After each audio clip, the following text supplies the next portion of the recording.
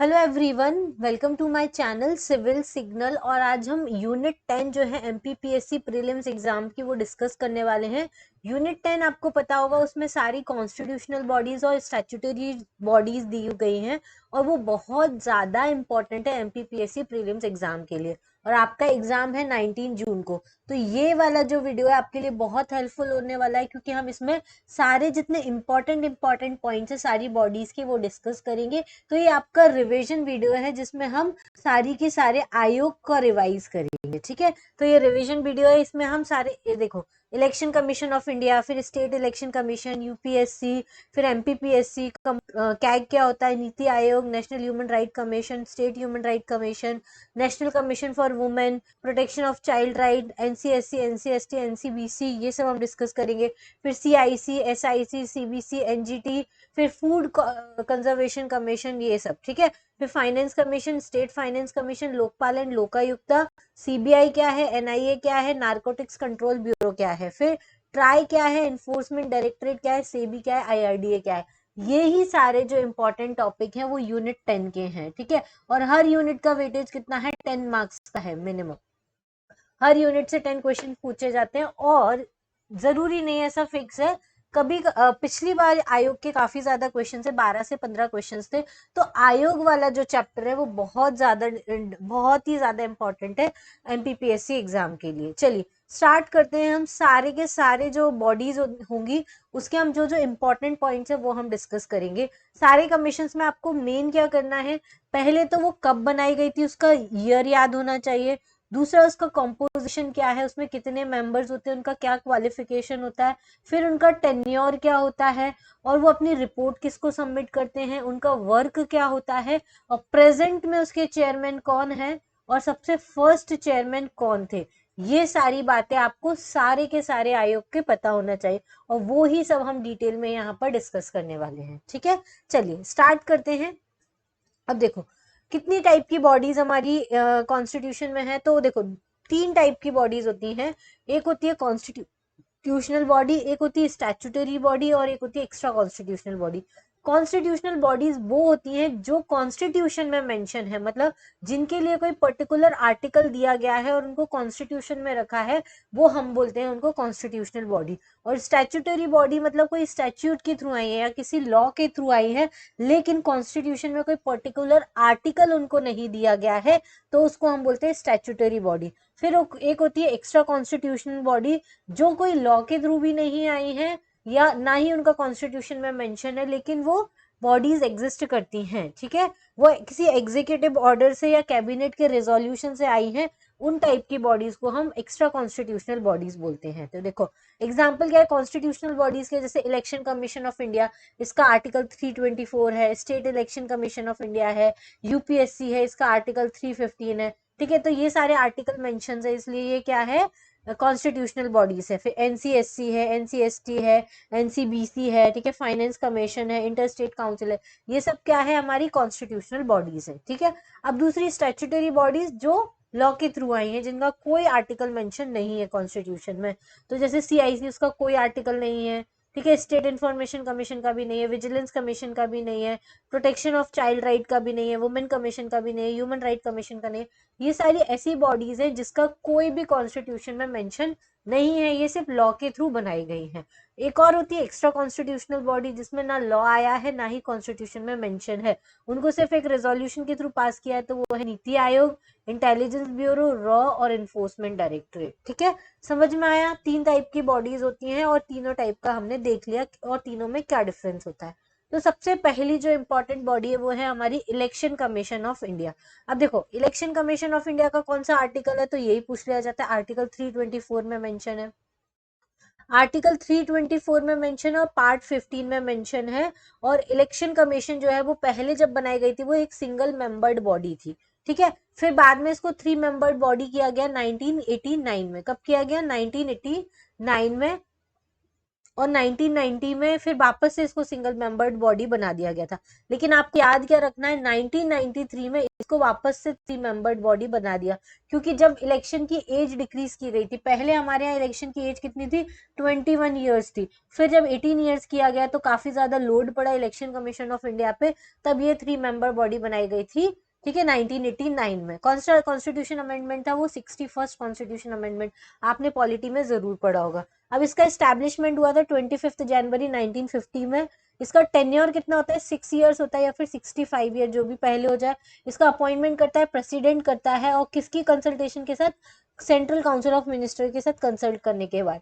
और जब रिजाइन करते हैं तो ये किसको रिजाइन करते हैं, प्रेसिडेंट को ही रिजाइन करते हैं। ऑर्गेनाइजेशन में कौन कौन होता है, एक चीफ इलेक्शन कमिश्नर होता है, तो और 2 अदर इलेक्शन कमिश्नर्स होते हैं। पहले जो हमारे चीफ इलेक्शन कमिश्नर थे वो थे सुकुमार सेन।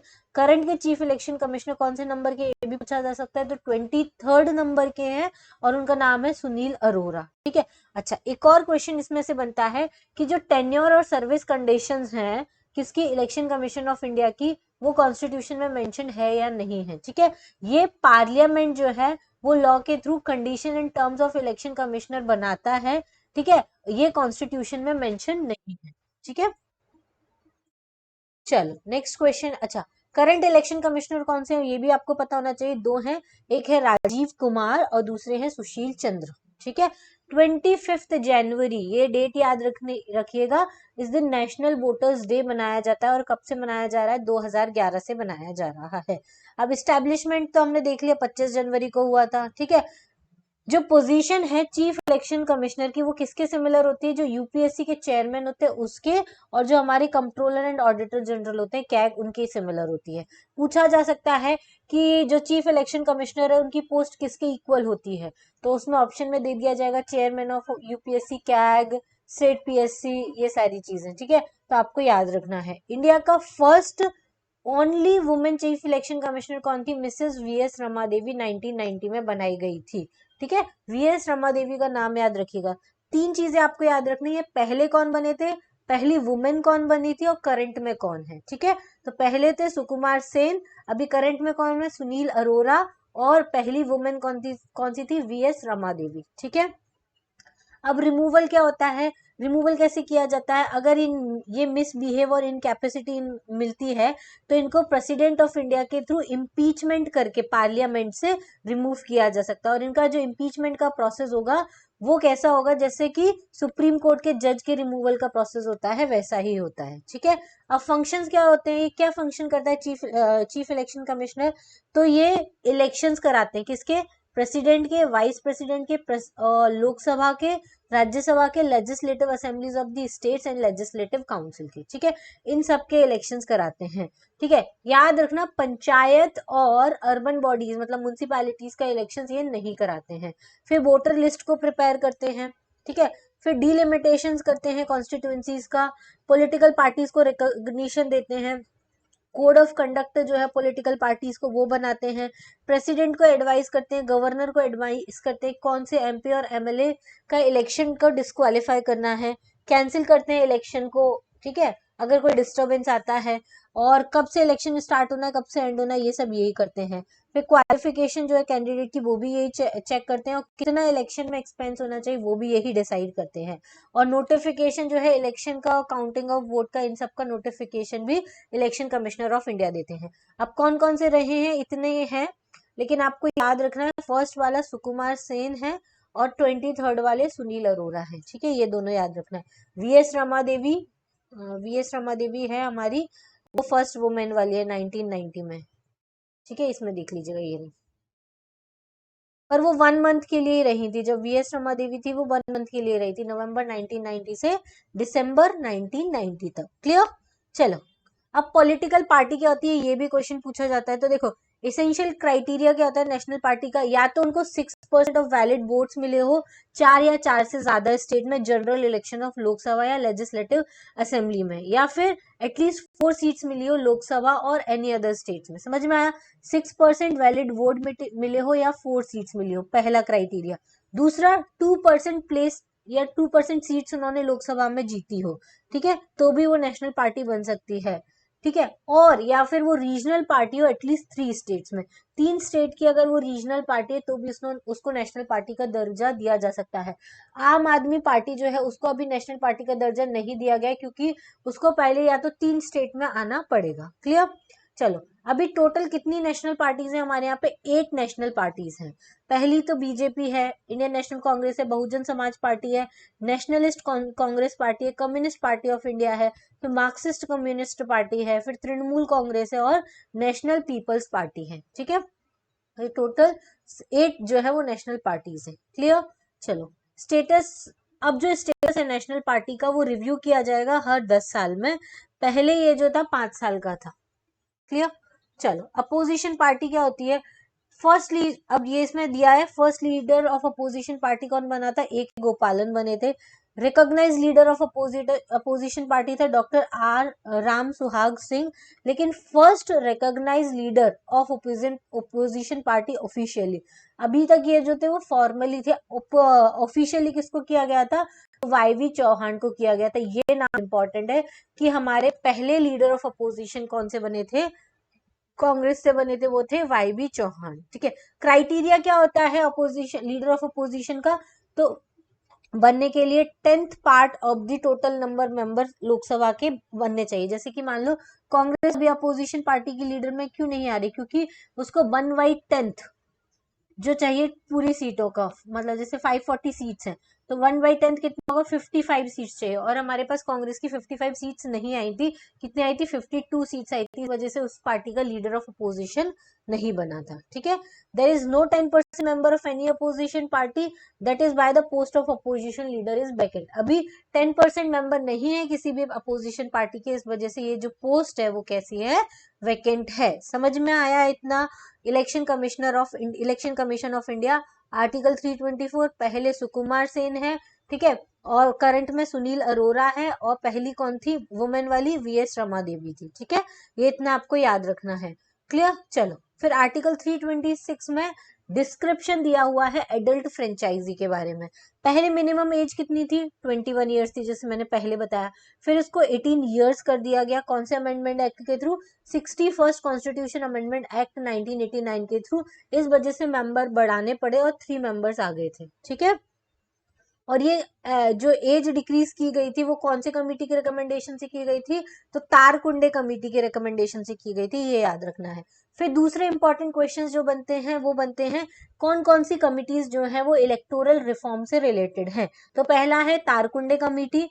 ठीक है, फिर आए थे जयप्रकाश नारायण कमेटी, फिर आई थी दिनेश गोस्वामी कमेटी। ये प्रीवियस ईयर में क्वेश्चन में आया था, 4 कमेटी दी थी, उन्होंने पूछा था कि कौन सी कमेटी जो है वो इलेक्शन रिफॉर्म से रिलेटेड है, तो पूछ लिया जाता है तारकुंडे कमेटी, जयप्रकाश नारायण कमेटी और दिनेश गोस्वामी कमेटी, याद रखिएगा। अब जो दिनेश गोस्वामी कमेटी है वो बहुत ज्यादा फेमस है क्योंकि उसने रिकमेंडेशन दी थी कि वोटर आईडी होना चाहिए, इलेक्ट्रॉनिक वोटिंग मशीन्स लगानी चाहिए। फर्स्ट टाइम जो इलेक्ट्रॉनिक वोटिंग मशीन का यूज किया गया था वो केरल में किया गया 1982 में, और फुल यूज किया गया था ईवीएम्स का गोवा में 1999 में। पहले जनरल इलेक्शन में पूरी कंट्री में ईवीएम्स का यूज किया गया 2004 में। फिर 2009 के जनरल इलेक्शन के बाद सारी लेजिस्लेटिव असेंबली के इलेक्शन में भी और जनरल इलेक्शन में भी ईवीएम्स का यूज होने लग गया। अब दूसरा इंपॉर्टेंट क्वेश्चन बनता है कि पहली बार नोटा का यूज कहाँ किया गया था? तो छत्तीसगढ़ में किया गया था, 2013 में किया गया। फिर आता है नेक्स्ट क्वेश्चन, फर्स्ट यूज कब किया गया था वीवीपैट का? तो ये कहाँ पे किया गया था? नागालैंड में यूज किया गया था 2013 में। ठीक है, तो सॉरी थोड़ा सा कट हो रहा था, मैंने अभी देखा तो मैंने अभी करेक्ट किया है। मैं आपको इसकी पीडीएफ दे दूंगी, पीडीएफ आप जाकर किसमें डिस्क्रिप्शन बॉक्स में चेक कर लीजिएगा, या कमेंट बॉक्स में मैं पिन कर दूंगी इस पीडीएफ को, तो वहां से भी आप क्या कर सकते हैं? डाउनलोड कर सकते हैं। अभी मेन आपको क्या करना है, पूरा का पूरा वीडियो सुनना है। ठीक है, ज्यादा से ज्यादा आप सुनेंगे तो ज्यादा से ज्यादा आप रिटेन कर पाएंगे, क्योंकि फैक्चुअल इन्फॉर्मेशन काफी ज्यादा है। ठीक है, तो पहले याद रखना है, पहली बार ईवीएम का यूज केरल में हुआ था। ठीक है, फिर पहली बार नोटा का यूज छत्तीसगढ़ में हुआ था, पहली बार वीवीपैट का यूज नागालैंड में हुआ था। ठीक है, वीवीपैट को भी fully use Goa assembly election में ही किया गया था 2017 में, और फुल यूज ऑफ ईवीएम का भी गोवा असेंबली इलेक्शन में ही किया गया था 1999 में। ठीक है, ये याद रखना है। वीवीपैट होता है वो गोवा असेंबली इलेक्शंस में यूज हुआ था 2017 में। फिर VVPAT was use completely in 2019 Lok Sabha election. 2019 का भी लोकसभा इलेक्शंस हुए थे ना, उसमें पूरा वीवीपैट यूज किया गया था। क्लियर। चलिए नेक्स्ट आएगी हमारी इंद्रजीत गुप्ता कमेटी। ये आई थी 1998 में। ये election at the government expenses, election जो होते हैं वो गवर्नमेंट के एक्सपेंस पे होने चाहिए, ये इन्होंने बात की गई थी। अब एक और इम्पोर्टेंट चीज आती है इलेक्शन से रिलेटेड, वो है डीलिमिटेशन कमीशन। डीलिमिटेशन कमीशन क्या करता है, कॉन्स्टिट्यूंसी को लिमिट करता है। जैसे अभी हमारी कॉन्स्टिट्यूंसी की लिमिट फिक्स है, 550 कॉन्स्टिट्यूंसीज हैं, और ये जो कॉन्स्टिट्यूंसीज होती है वो कैसे सिलेक्ट की जाती है, पॉपुलेशन के बेसिस पे की जाती है। अगर हम इनको फिक्स नहीं करते तो सारे स्टेट में क्या हो जाती है, दौड़ लग जाती कि हमको ज्यादा से ज्यादा पॉपुलेशन इंक्रीज करनी है, तो ज्यादा से ज्यादा क्या होगा, हमारी रिप्रेजेंटेशन रहेगी लोकसभा में। इस वजह से टाइम टू टाइम क्या करती है पार्लियामेंट, डीलिमिटेशन कमीशन के थ्रू ये फिक्स करती है। अभी जो प्रेजेंट में हमारी कॉन्स्टिट्यूएंसी फिक्स की गई है वो 2001 के सेंसस के अकॉर्डिंग की गई है, ठीक है। और 2002 में इसके चेयरमैन कौन थे, जस्टिस कुलदीप सिंह थे, ये भी पूछा जा सकता है। अब ये जो डीलिमिटेशन कमीशन है वो कॉन्स्टिट्यूएंसीज को कब चेंज करेगा, 2026 के बाद करेगा। और ये 2026 के बाद करेगा मतलब जब 2031 का सेंसस होगा उसके अकॉर्डिंग जो है वो चेंज की जाएंगी। क्लियर। चलिए अदर इम्प्रूवमेंट, जैसे सी विजिल ऐप इन्होंने स्टार्ट किया था 2018 में जब जनरल इलेक्शंस होने वाले थे। वोटर हेल्पलाइन नंबर, फिर पिंक बूथ क्या था, ये बहुत इंपॉर्टेंट था। इन्होंने वुमेन्स वोटिंग को एनकरेज करने के लिए पिंक बूथ लगाए थे, ठीक है, ये आपको देखना है। तो ये तो हो गया हमारा पूरा इलेक्शन कमीशन ऑफ इंडिया के बारे में। आपको क्या क्या इंपॉर्टेंट चीज इसमें से याद रखना है कि first election commission of India बने थे कौन थे, फिर इनको अपॉइंट कौन करता है, तो प्रेसिडेंट ऑफ इंडिया करते हैं। रिमूव कैसे किया जाता है, तो पार्लियामेंट के थ्रू रिमूव किया जाता है, सुप्रीम कोर्ट के जज का जैसा रिमूवल होता है वैसे ही। और ऑर्गेनाइजेशन में कौन होता है, 1 सीईसी होता है प्लस 2 इलेक्शन कमिश्नर होते हैं, ठीक है, ये इतना आपको याद रखना है, ठीक है। अब फर्स्ट इलेक्शन कमिश्नर कौन थे, फर्स्ट वुमेन इलेक्शन कमिश्नर कौन थे, और प्रेजेंट में इलेक्शन कमिश्नर कौन थे, ये आपको याद रखना है। नेशनल पार्टी का रिकॉग्निशन दिया जाता है तो 6% वैलिड वोट होने चाहिए, या 4 सीट्स होनी चाहिए, या फिर 3 से ज्यादा स्टेट्स में वो रीजनल पार्टी का उसको दर्जा मिला होगा, ठीक है, ये सारी चीजें। फिर दूसरा आपको क्या देखना है कि फर्स्ट टाइम ईवीएम का यूज कहाँ किया गया था, तो केरल में किया गया था, ठीक है। फुल यूज कहाँ पे किया गया था, तो गोवा में किया गया था। फिर नोटा का यूज कहाँ किया गया था, छत्तीसगढ़ में किया गया था, ठीक है। ये सारी चीजें इंपॉर्टेंट पॉइंट्स है, ये आपको याद हो जाने चाहिए। क्लियर। चलिए अब हम देखते हैं स्टेट इलेक्शन कमीशन के बारे में। अब स्टेट इलेक्शन कमीशन ये कौन से आर्टिकल में, आर्टिकल 243 के पंचायत के लिए, आर्टिकल 243 ZA अर्बन बॉडीज के लिए। ये आर्टिकल आपको जरूर याद रखने हैं, ये बहुत इंपॉर्टेंट है, इस पे क्वेश्चन आ जाता है, ठीक है। ठीक है, अपॉइंटमेंट कौन करता है, इनका गवर्नर करता है। टर्म्स एंड सर्विस कंडीशन जो है वो गवर्नर के पास राइट है कि वो ड्यूरेशन और सर्विस कंडीशन को डिटरमाइन करता है। रिमूवल का प्रोविजन क्या है, सेम जैसे कि हाई कोर्ट के जजेस को रिमूव किया जाता है वैसे ही किया जाता है। काम क्या है इनका, वही सुपरवाइज करना इलेक्शन पंचायत के और अर्बन बॉडीज के, इलेक्शन सिंबल प्रोवाइड करना, कोड ऑफ कंडक्ट देना, इलेक्शन एक्सपेंसेस को डिटरमाइन करना, ये सारी चीजें करते हैं, ठीक है। एमपी का जो स्टेट इलेक्शन कमिश्नर बना था वो कब बना था, 1 फरवरी 1994 को बना था, ये डेट आपको याद रखनी है। और फर्स्ट स्टेट इलेक्शन कमिश्नर कौन थे, एनबी लोहानी थे। अभी प्रेजेंट में कौन है, बसंत प्रताप सिंह है। ये दो नाम आपको जरूर याद रखने हैं, एनबी लोहानी पहले थे और प्रेजेंट में कौन है, बसंत प्रताप सिंह है, ठीक है। अब एमपी के स्टेट इलेक्शन कमिश्नर ये तो हमने देख लिया, ठीक है। चलो नेक्स्ट है अब हमारा UPSC, union public service commission. देखो इलेक्शन कमीशन ऑफ इंडिया थोड़ा लंबा था, अब बहुत छोटे छोटे, ज्यादा बड़े, आपको ज्यादा टाइम नहीं लगेगा। तो यूपीएससी का फॉर्मेशन कब हुआ था, आर्टिकल 315 में इसको मेंशन किया गया और पार्ट 14 में इसको मेंशन किया गया है, ठीक है।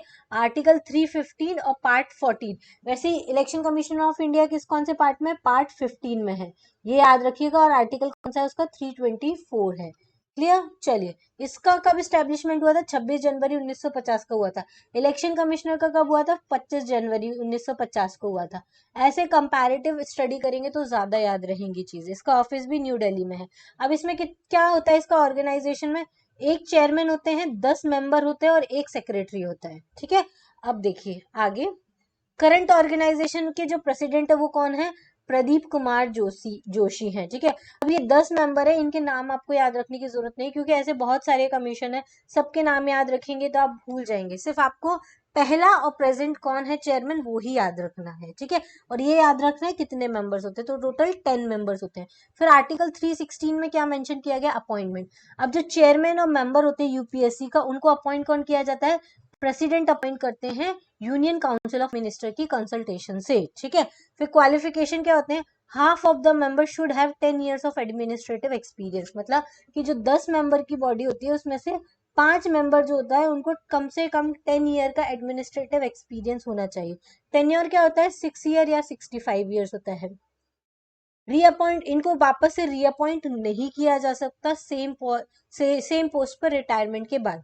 रिमूवल प्रोविजन लिखा हुआ है आर्टिकल 317 में, प्रेसिडेंट जो है वो सुप्रीम कोर्ट के इन्वेस्टिगेशन के बाद, अगर सुप्रीम कोर्ट इन्वेस्टिगेशन करके ये पता कर लेता है कि कुछ मिसकंडक्ट हुआ है, तभी प्रेसिडेंट क्या कर सकता है, इनको रिमूव कर सकता है। और कौन कौन सी कंडीशन होती है, बैंकरप्ट हो गया, या ऑफिस ऑफ प्रॉफिट होल्ड किया, या फिर इनकेपेबिलिटी होती है तो।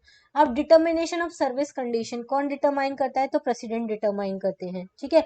री एम्प्लॉयमेंट आफ्टर रिटायरमेंट आर्टिकल 319 में लिखा हुआ है, तो रिटायरमेंट के बाद जो चेयरमैन होते हैं यूपीएससी के, उनको कोई भी पोजीशन या पोस्ट नहीं दी जा सकती under the government of India.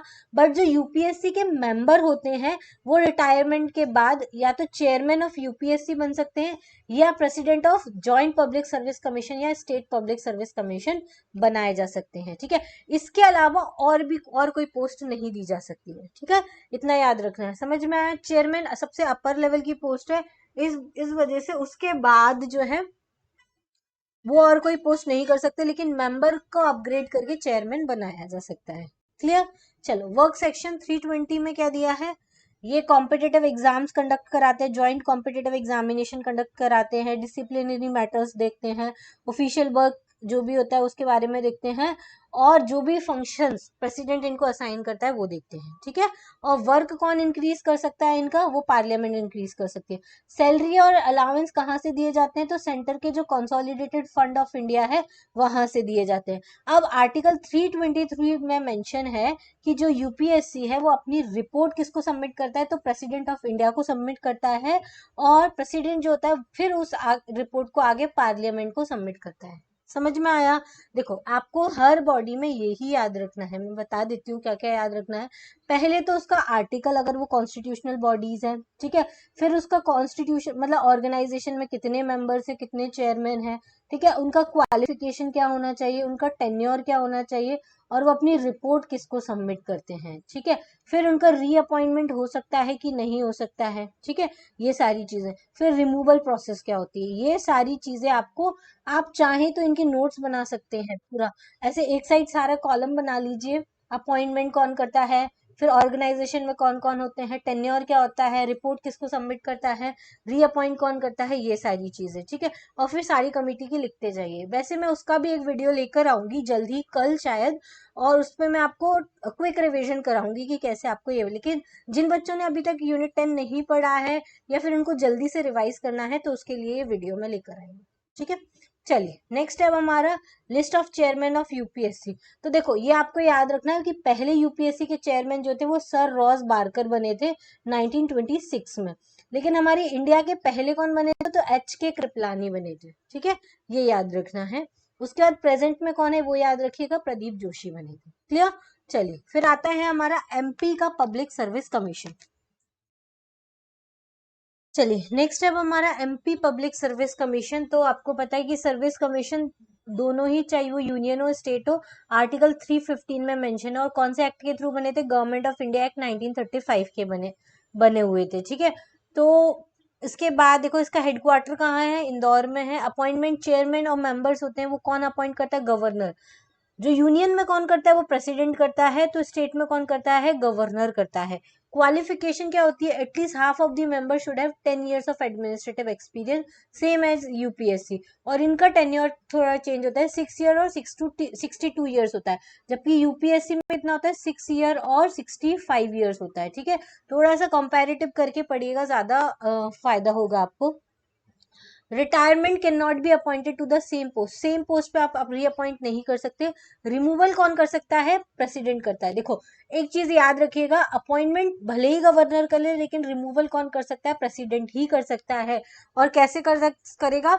Supreme court investigation करेगा, उसके बाद जब वो प्रूव हो जाएगा उसके बाद प्रेसिडेंट उसको रिमूव कर सकता है। कंडीशन को कौन डिसाइड कर सकता है? तो वो गवर्नर कर सकता है। सिर्फ रिमूवल जो है वो प्रेसिडेंट कर सकता है, बाकी सारी चीजें गवर्नर करेंगे। ठीक है। अब रीएम्प्लॉयमेंट वाला क्या प्रोविजन है रिटायरमेंट के बाद? तो जो चेयरमैन है एमपीपीएससी का, वो चेयरमैन वापस से एमपीपीएससी का नहीं बन सकता, लेकिन वो अदर स्टेट का चेयरमैन बन सकता है, मेंबर बन सकता है यूपीएससी का, और चेयरमैन बन सकता है यूपीएससी का। ठीक है।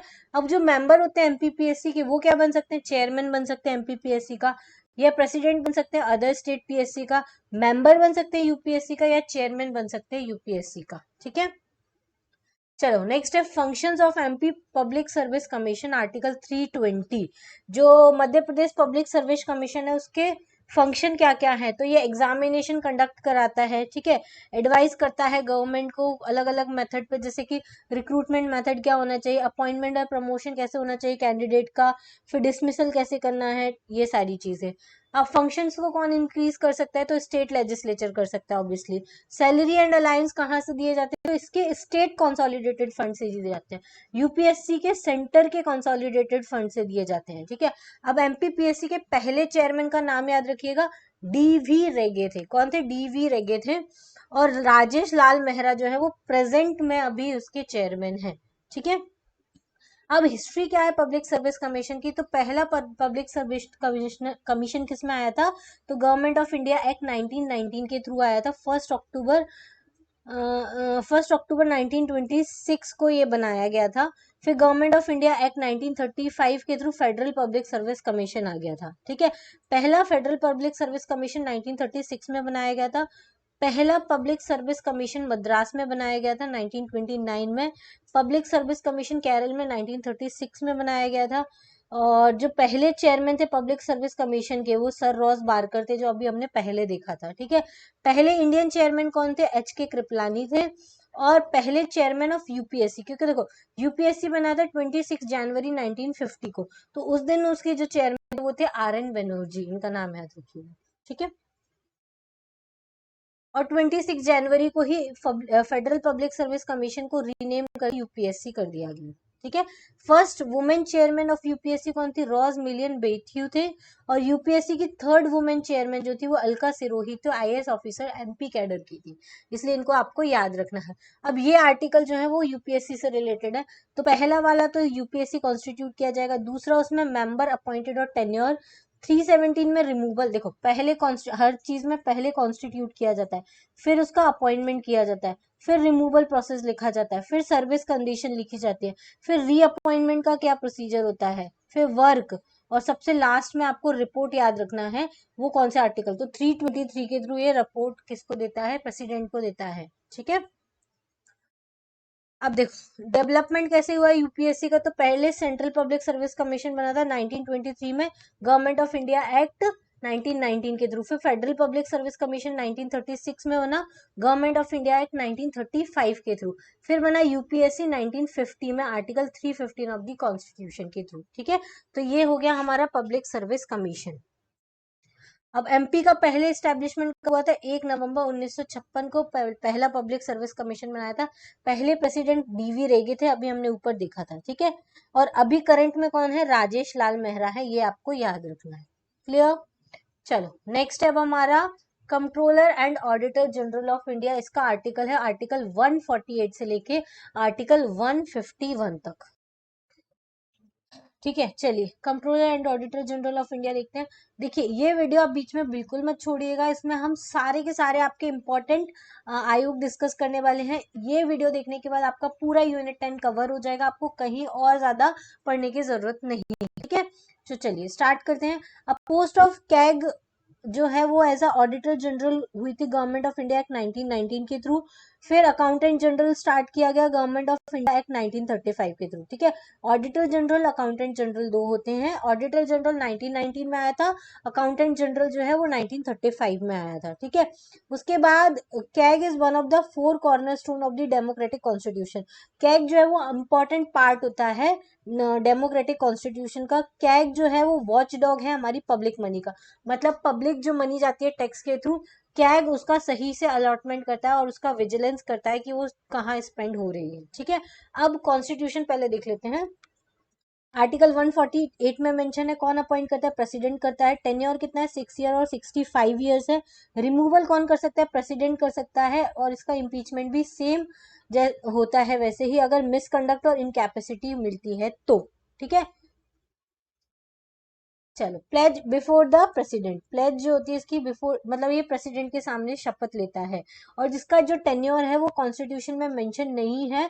इसका जो टेन्योर है वो पार्लियामेंट लॉ के थ्रू डिसाइड करती है। अब क्या करता है, जो which the parliament determines by the law, जो पार्लियामेंट डिटरमाइन करती है काम इसके लिए, वो करता है।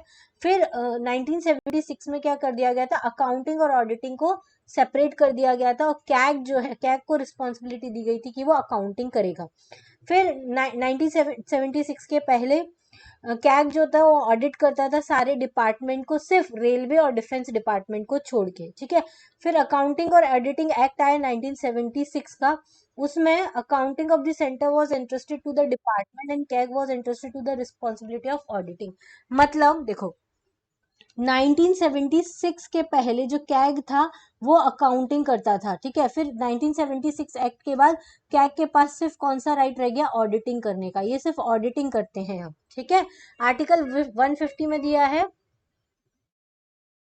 प्रेसिडेंट जो होता है वो अकाउंट्स बना सकते हैं सेंटर और स्टेट के कैग के साथ कंसल्ट करने के बाद।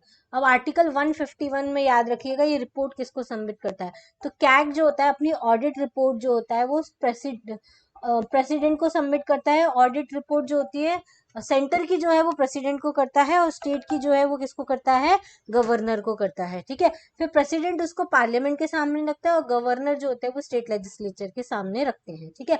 पहले क्या कौन थे हमारे, बी नरहरि राव थे, और अभी कौन है, गिरीश चंद्र मुर्मू है, ठीक है। ये आपको याद रखना है। और कैग किसके लिए रिस्पॉन्सिबल होता है, पार्लियामेंट की रिस्क के लिए रिस्पॉन्सिबल होता है।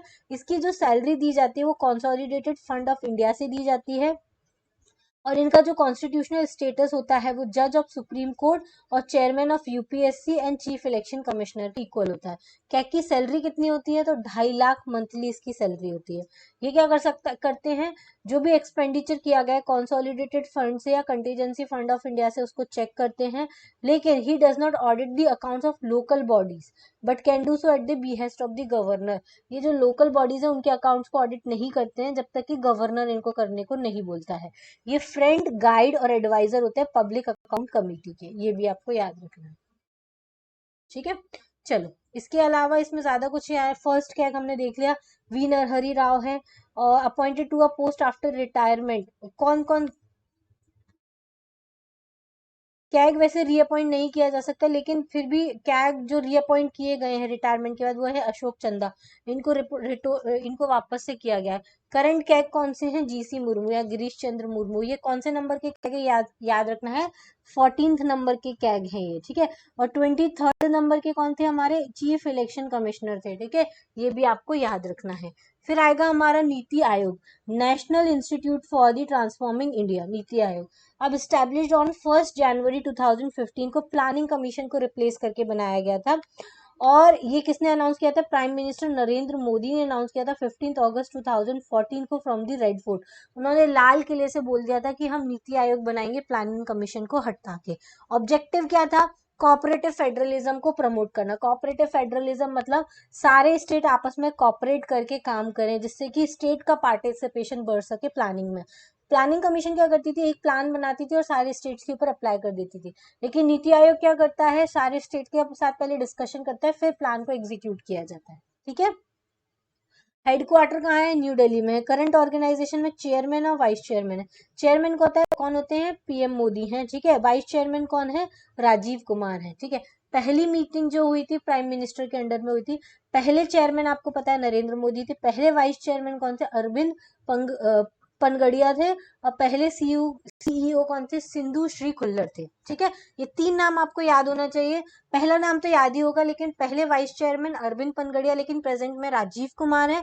पहले सीईओ कौन थे, सिंधु श्री खुल्लर थे। ठीक है, चलिए फुल टाइम मेंबर कौन कौन है ये आपको याद रखने की जरूरत नहीं, इसमें मेंबर कौन कौन से होते हैं वो पता होना चाहिए। एक फुल टाइम मेंबर होते हैं, एक एक्स ऑफिशियो मेंबर्स होते हैं जो कैबिनेट मिनिस्टर से लेकर आते हैं, और एक स्पेशल इनवाइटी मेंबर्स होते हैं। ठीक है, ये आपको याद रखना है। सीईओ अभी प्रेजेंट में कौन है, तो अमिताभ कांत है, और पहले कौन थे, सिंधु श्री खुल्लर थे।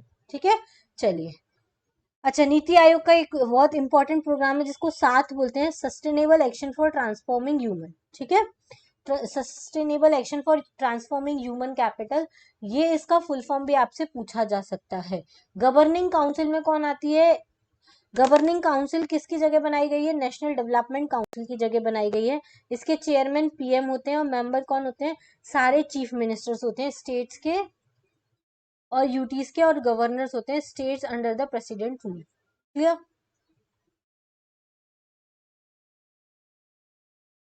अब देखिए एक्सपर्ट इंस्टीट्यूशन कौन से होते हैं नीति आयोग के, तो रिसर्च ब्रांच होता है, एक कंसल्टेटिव ब्रांच होती है, और एक टीम इंडिया ब्रांच है। ठीक है, चलिए नेक्स्ट है सबऑर्डिनेट ऑफिसर्स कौन से होते हैं नीति आयोग के, तो labour economic research and development है। ठीक है, इसको clearing house of the ideas भी बोलते हैं। ह्यूमन डेवलपमेंट रिपोर्ट भी इसी के द्वारा इश्यू की जाती है। ये सब कुछ Atal innovation mission is important. Atal innovation mission जो है वो 2018 में नीति आयोग ने स्टार्ट किया था इनोवेशन को प्रमोट करने के लिए। इसके थ्रू अटल टिंकरिंग लैब बनाई जाती हैं जिसके 5000 schools from across the country. अब इंडेक्स कौन कौन से इशू किए जाते हैं ये इंपॉर्टेंट है नीति आयोग के। पहला होता है स्कूल एजुकेशन क्वालिटी इंडेक्स, 2019 में लॉन्च किया गया था, जिसमें केरल की फर्स्ट पोजीशन थी, एमपी की 15th थी। ये वाले क्वेश्चन आया हुआ था प्रीवियस ईयर में, अगर आपने प्रीवियस ईयर क्वेश्चन सॉल्व किए होंगे। अगर नहीं किए तो मैं आई बटन में यहाँ पर लिंक दे दूंगी, या फिर आप मेरे चैनल पर जाकर देख सकते हैं। चैनल का नाम है सिविल सिग्नल, वो उसमें एमपीपीएससी प्रीवियस ईयर क्वेश्चंस का प्लेलिस्ट बना हुआ है, वहां से भी देख सकते हैं। फिर इंडिया इनोवेशन इंडेक्स में फर्स्ट प्लेस किसकी आई थी, कर्नाटका की आई थी, एमपी की 13th आई थी।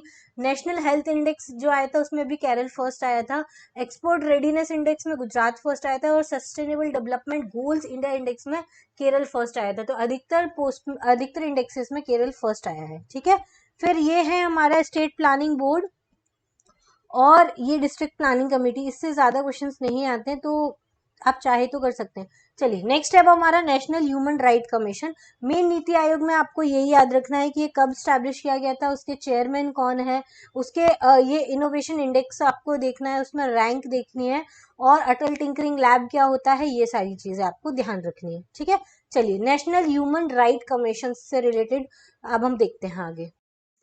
चलिए नेशनल ह्यूमन राइट कमीशन, पहले तो ये जो है वो एक कॉन्स्टिट्यूशनल बॉडी नहीं है, ये एक स्टैट्यूटरी बॉडी है। और किस लॉ के थ्रू बनाई गई है, protection of human right act के थ्रू बनाई गई है।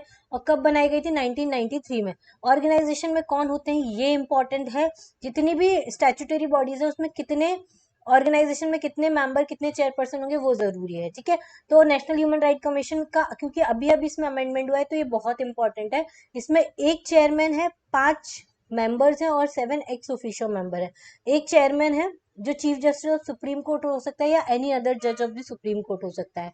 ये भी अभी अमेंडमेंट करके ऐड किया गया है, पहले chief justice of supreme court ही होता था, फिर अब एनी अदर जज भी हो सकता है। फिर 5 फुल टाइम मेंबर्स होते हैं इसमें। एक तो होता है वर्किंग और रिटायर्ड जज ऑफ सुप्रीम कोर्ट, दूसरा होता है वर्किंग और retired chief justice of high court. 3 member जिनको ह्यूमन राइट मैटर्स के बारे में पता हो। ठीक है, और ये 5 मेंबर में से एक जो है वो वुमेन होना जरूरी है। क्लियर। चलिए फिर 7 एक्स ऑफिशियो मेंबर्स होते हैं। एक्स ऑफिशियो मेंबर मतलब वो ऑलरेडी कहीं के मेंबर हैं और इसके एक्स ऑफिशियो मेंबर होते हैं। वो उस पोजीशन पे आने के बाद ऑटोमेटिकली इस पोजीशन के लिए वो एक्स ऑफिशियो मेंबर हो जाते हैं, जैसे कि national commission for schedule caste, national commission for schedule tribe, national commission for minorities, national commission for women, national commission for the backward classes, national commission for protection of child right, और chief commissioner for the पीडब्ल्यूडीज। ठीक है, ये सारे होते हैं। तो देखो आपको साथ में पहला तो लेगो एससी वाला, फिर एसटी वाला, फिर बैकवर्ड क्लास कमीशन, फिर हो गया वुमेन वाला, माइनॉरिटी, 5 तो ये हो गए। फिर एक आएगा प्रोटेक्शन ऑफ चाइल्ड राइट, और एक आएगा पब्लिक वर्क डिपार्टमेंट वाला। तो ऐसे 7 एक्स ऑफिशियो मेंबर्स होते हैं। ठीक है, पहले जस्ट कौन थे चेयरमैन, तो जस्टिस रंगराज मिश्रा थे। अभी जो है वो 10th नंबर के हैं, वो है HL दत्तू। क्या करंट ऑर्गेनाइजेशन में देख लीजिए HL दत्तू है। ये 4-5 नेम याद करने की जरूरत नहीं है। एक्स ऑफिशियो मेंबर भी आपको वैसे नेशनल कमीशन पढ़ेंगे तो आपको याद हो जाएगा। SC का पता है आपको, विजय सांपला है। ST के कौन है? हर्ष चौहान है। और कमीशन फॉर वुमेन की कौन है? रेखा शर्मा है। और बैकवर्ड क्लास के कौन है? भगवान लाल शाहनी है। ठीक है, ये आपको याद होने चाहिए, बाकी तो इतने इंपॉर्टेंट नहीं है। अब टोटल मेंबर पूछ लिया जाता है, तो एक chairman, 5 permanent member plus 7 ex officio member, तो टोटल कितने मेंबर्स हो गए? 13 टोटल मेंबर्स होते हैं। ठीक है, एक जनरल सेक्रेटरी भी होता है जिसको हम CEO ऑफ कमीशन भी बोलते हैं, जो फाइनेंशियल और एडमिनिस्ट्रेटिव पावर्स को देखता है। मेन ऑफिस जो है वो कहाँ पर है? दिल्ली में है। ठीक है, चलिए ये तो हो गया। अब देखो करंट चेयरमैन हो गया, 2006 में अमेंड करके chairperson of the 4 commission and ex officio members of the national. देखो जब 2006 का अमेंडमेंट हुआ था उसमें एक chairperson plus 4 ex officio members थे। फिर 2019 के अमेंडमेंट के थ्रू कितने हो गए? एक chairperson plus 7 ex officio members हो गए। ठीक है, इसमें किस किस को इंक्लूड कर लिया है? बैकवर्ड क्लास को इंक्लूड कर दिया है, प्रोटेक्शन ऑफ चाइल्ड राइट को और PWD को इंक्लूड कर लिया है। ठीक है, तो 4 + 3 कितने हो गए? 7 हो गए। क्लियर? अब अपॉइंटमेंट कैसे होता है? देखो जितनी भी स्टैट्यूटरी बॉडी है उनका अपॉइंटमेंट करने के लिए एक कमिटी गठित की जाती है, और वो कमिटी जो है उसके रिकमेंडेशन पे कौन अपॉइंट करेगा? प्रेसिडेंट अपॉइंट करेगा। तो जितनी भी नॉन कॉन्स्टिट्यूशनल बॉडीज है उनमें यही होगा, ये आपको याद रखना है जिससे आपको कंफ्यूजन नहीं होगा। बाकी जितनी कॉन्स्टिट्यूशनल बॉडीज है उसमें जो सेंटर की है उसमें प्रेसिडेंट करेगा, जो स्टेट की है उसमें गवर्नर करेगा। क्लियर? अब देखो इनके चेयरमैन और मेंबर्स को अपॉइंट कौन करता है? प्रेसिडेंट ऑफ इंडिया करते हैं। किसकी रिकमेंडेशन पे करते हैं? तो 6 मेंबर की कमेटी होती है। उस कमेटी के जो चेयरमैन होते हैं वो प्राइम मिनिस्टर होते हैं। अदर मेंबर्स होते हैं speaker of Lok Sabha, home minister, leader of opposition of Lok Sabha, leader of opposition of Rajya Sabha and deputy chairman of the Rajya Sabha. देखो कहीं पे भी आपको चेयरमैन ऑफ राज्यसभा नहीं दिखाई देंगे कमेटी में। क्यों? क्योंकि वो वाइस प्रेसिडेंट ऑफ इंडिया होते हैं, इस वजह से। तो हमेशा राज्यसभा से कौन आएगा? या तो वहां के डिप्यूटी चेयरमैन आएंगे प्लस अपोजिशन वाले आएंगे। ठीक है, लीडर ऑफ अपोजिशन आएंगे। तो राज्यसभा के ये दोनों आएंगे, फिर speaker and leader of opposition आएंगे लोकसभा के, और एक आएंगे यूनियन होम मिनिस्टर। ठीक है, तो ऐसे ये 5 लोग आएंगे प्लस प्राइम मिनिस्टर। ये जो कमिटी है वो क्या करेगी? Plus chief justice of supreme court की एडवाइस पे, या सुप्रीम कोर्ट या chief justice of high court की एडवाइस पे इसको अपॉइंट करेगी। ठीक है, किसको अपॉइंट करेगी? मेंबर्स और चेयरमैन को अपॉइंट करेगी। अब रेजिग्नेशन और रिमूवल कैसे होता है? तो ये जो रिजाइन करते हैं वो प्रेसिडेंट को रिजाइन कर सकते हैं, क्योंकि प्रेसिडेंट ही इनको क्या करता है? अपॉइंट करता है। ठीक है, और दूसरा प्रेसिडेंट इनको रिमूव भी कर सकता है इन्वेस्टिगेशन करके सुप्रीम कोर्ट के थ्रू। ठीक है, अगर बैंकरप्ट हो, ऑफिस ऑफ प्रॉफिट हो, मेंटल हो चुके हैं तो ये कर सकता है। अब टर्म ऑफ ऑफिस आपको याद रखना है, इसका थोड़ा अलग होता है, 3 इयर्स या फिर 70 इयर्स। ये अभी अमेंडमेंट हुआ है तो आपको याद रखना है 3 साल या 70 साल इसकी चेयरमैनशिप की होती है। Chairman and member will be eligible for reappointment. जो चेयरमैन और मेंबर्स होते हैं वो रीअपॉइंटमेंट के लिए एलिजिबल होते हैं। रिटायरमेंट होने के बाद chairman and members can not take any position under the government of India और द स्टेट गवर्नमेंट। मतलब ये रीअपॉइंटमेंट के लिए एलिजिबल होते हैं, लेकिन दूसरी किसी रिटायरमेंट होने के बाद गवर्नमेंट ऑफ इंडिया की कोई और दूसरी पोस्ट ये नहीं ले सकते हैं। ठीक है, ये आपको याद रखना है। सैलरी एंड सर्विसेज जो है वो कौन डिसाइड करता है? तो सेंट्रल गवर्नमेंट डिसाइड करता है। और इसके अलावा ये सारी तो हो गया। ठीक है, उसके बाद office and the other employees of the commission, तो ये आपको याद करने की जरूरत नहीं है, अननेसेसरी बर्डन। अब इसका फंक्शंस क्या होते हैं? तो ये इन्वेस्टिगेट करता है ह्यूमन राइट्स के वायलेशन के लिए, और सुयो मोटो एक्शन ले सकता है, मतलब खुद से ही इसको दिख रहा है कि कहीं पे ह्यूमन राइट का वायलेशन हो रहा है तो ये कर सकता है। इंटरफेरेंस कर सकता है, ह्यूमन राइट केस अगर पेंडिंग है तो। स्टेट गवर्नमेंट को कंट्रोल कर सकता है, रिव्यू कर सकता है कॉन्स्टिट्यूशनल स्टैट्यूटरी प्रोविजंस को, रिसर्च एंड प्रमोशन कर सकता है ह्यूमन राइट्स को। ठीक है, स्प्रेड कर सकता है ह्यूमन राइट की नॉलेज को, एनकरेज कर सकता है एनजीओ को कि वो ह्यूमन राइट में कुछ काम करे, और कुछ प्रमोट कर सकता है ह्यूमन राइट्स के बारे में। ठीक है, पावर कैसी होती है? तो इसकी सिविल कोर्ट की पावर होती है। तो ये क्या कर सकता है? विटनेस को बुला सकता है, एग्जाम उनका ले सकता है, फिर एविडेंस देख सकता है, फिर डॉक्यूमेंट प्रेजेंट करने को बोल सकता है, कोई भी कॉपी लेके मंगवा सकता है कोर्ट या ऑफिस से, तो ये सारी चीजें जो है वो ये कर सकता है। अब ये रिपोर्ट किसको सबमिट करता है, तो ये कमीशन जो होता है वो एनुअल रिपोर्ट जो है वो सेंट्रल गवर्नमेंट को सबमिट करता है या फिर कंसर्न स्टेट गवर्नमेंट को सबमिट करता है। ठीक है, ये याद रखिएगा। ठीक है, तो ये हो गया नेशनल ह्यूमन राइट कमीशन। इसके बारे में आपको क्या याद रखना है, कितने मेंबर्स होते हैं, तो एक मेंबर्स होते हैं, एक chairman plus 5 member plus 7 ex officio members होते हैं, तो टोटल कितने होते हैं, सॉरी 17 मेंबर्स, 13 मेंबर्स होते हैं टोटल। ठीक है, टेन्योर कितना होता है, 3 इयर्स का होता है। अपॉइंट कौन करता है, प्रेसिडेंट करता है। कमिटी में कौन कौन होते हैं, लीडर ऑफ अपोजिशन होते हैं लोकसभा राज्यसभा के, स्पीकर ऑफ लोकसभा होते हैं, deputy chairman of this Rajya Sabha होते हैं, और यूनियन होम मिनिस्टर होते हैं। ठीक है, ये आपको याद रखना है। क्लियर, चलिए नेक्स्ट अब हमारा constitution of state human right commission. ठीक है, अब ये जो स्टेट ह्यूमन राइट कमीशन है वो भी एक एक्ट 1993 के थ्रू ही बना था, और इसमें इस ऑर्गेनाइजेशन में एक चेयरमैन प्लस 2 मेंबर्स होते हैं। ठीक है, और जो चेयरमैन होता है वो चीफ जस्टिस और जज हो सकता है हाई कोर्ट का। क्लियर, और जो मेंबर्स होते हैं वो जज ऑफ हाई कोर्ट हो सकते हैं या फिर डिस्ट्रिक्ट जज हो सकते हैं जिसको 7 साल का एक्सपीरियंस हो। ठीक है, और एक मेंबर ऐसा होना चाहिए जिसको प्रैक्टिकल एक्सपीरियंस होना चाहिए ह्यूमन राइट से रिलेटेड। ठीक है, चलिए ये तो हो गया। अब इसका हेडक्वार्टर कहाँ पर है, भोपाल में है। पहले प्रेसिडेंट कौन से थे, डीएम धर्माधिकारी थे। करंट चेयरमैन कौन है, जस्टिन नरेंद्र कुमार जैन। ये दोनों इंपॉर्टेंट है, ये दोनों को आपको याद रखना है। पहले हैं डीएम धर्माधिकारी और अभी कौन है, नरेंद्र कुमार जैन। अपॉइंटमेंट कौन करता है, सेम इसमें भी अपॉइंट कौन करेगा, गवर्नर अपॉइंट करेगा, और किसकी रिकमेंडेशन से करेगा, एक कमेटी की रिकमेंडेशन करेगा। वो कमेटी का हेड कौन होगा, चीफ मिनिस्टर होंगे। उसमें मेंबर कौन होगा, speaker of legislative assembly, leader of opposition of legislative assembly, और होम मिनिस्टर, स्टेट का होम मिनिस्टर। ठीक है, अगर किसी स्टेट में लेजिस्लेटिव काउंसिल है तो वहां के भी leader of opposition of legislative council और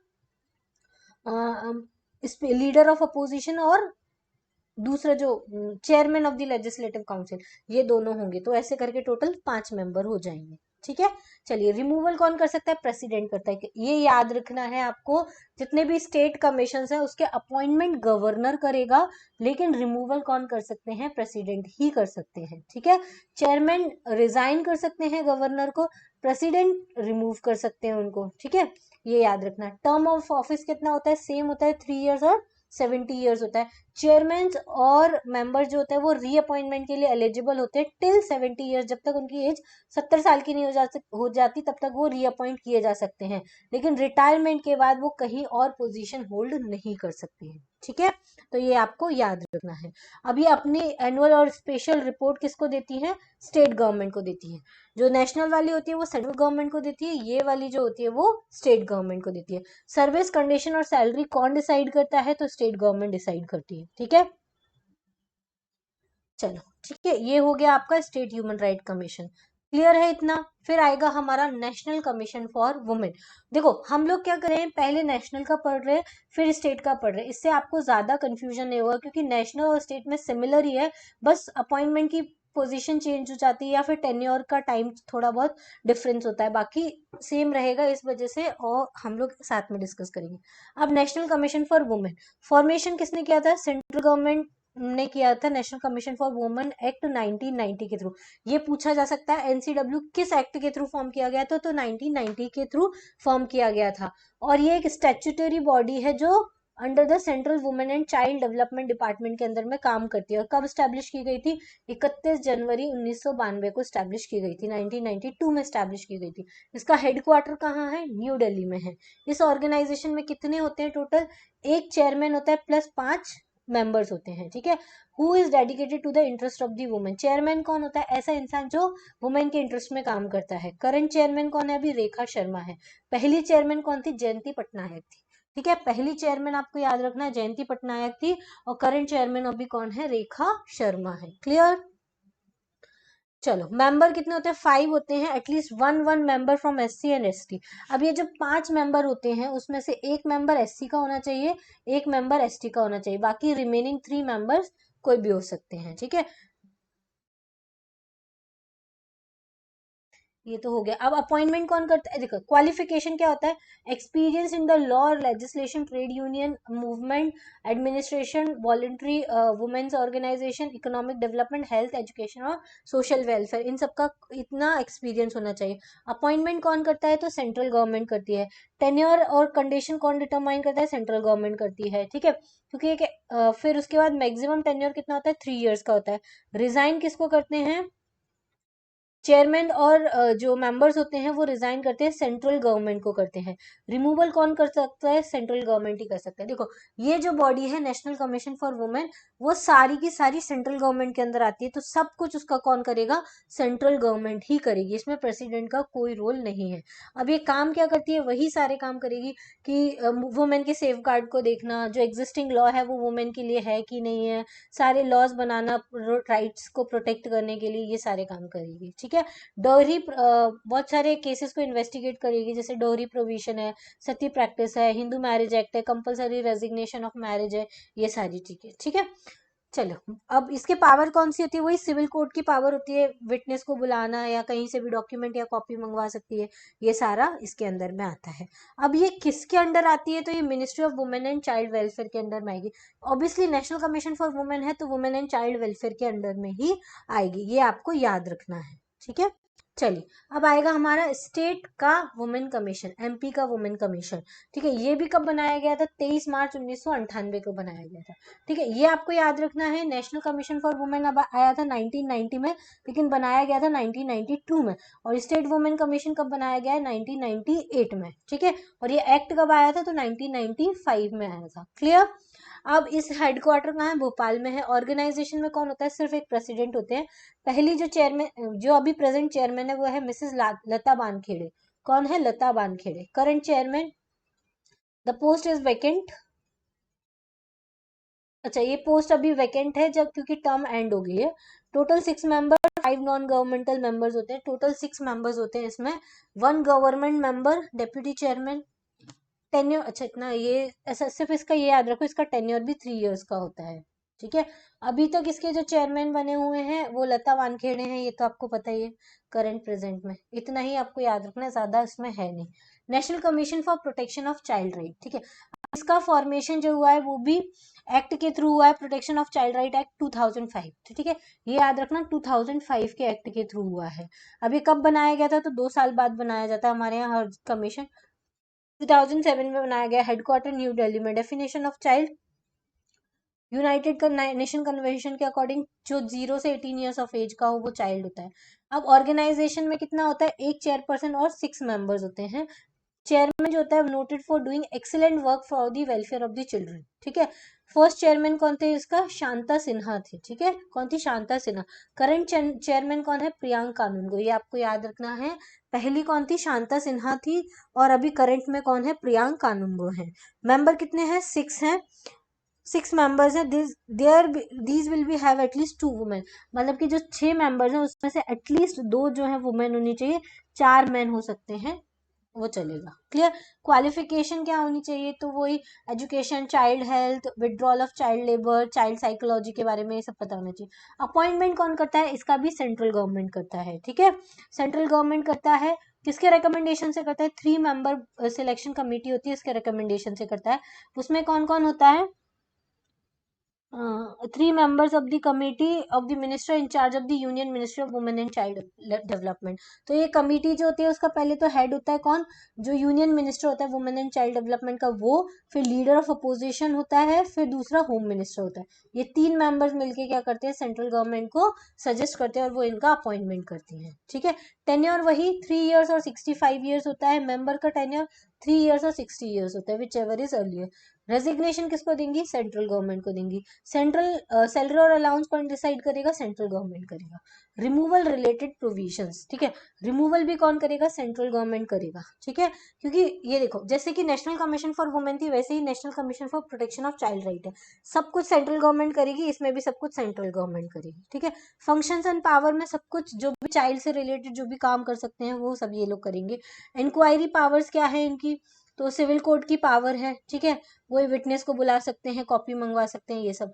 अब एनुअल और स्पेशल रिपोर्ट किसको देता है, या तो सेंट्रल गवर्नमेंट को देते हैं या फिर कंसर्न स्टेट गवर्नमेंट को देते हैं, ठीक है।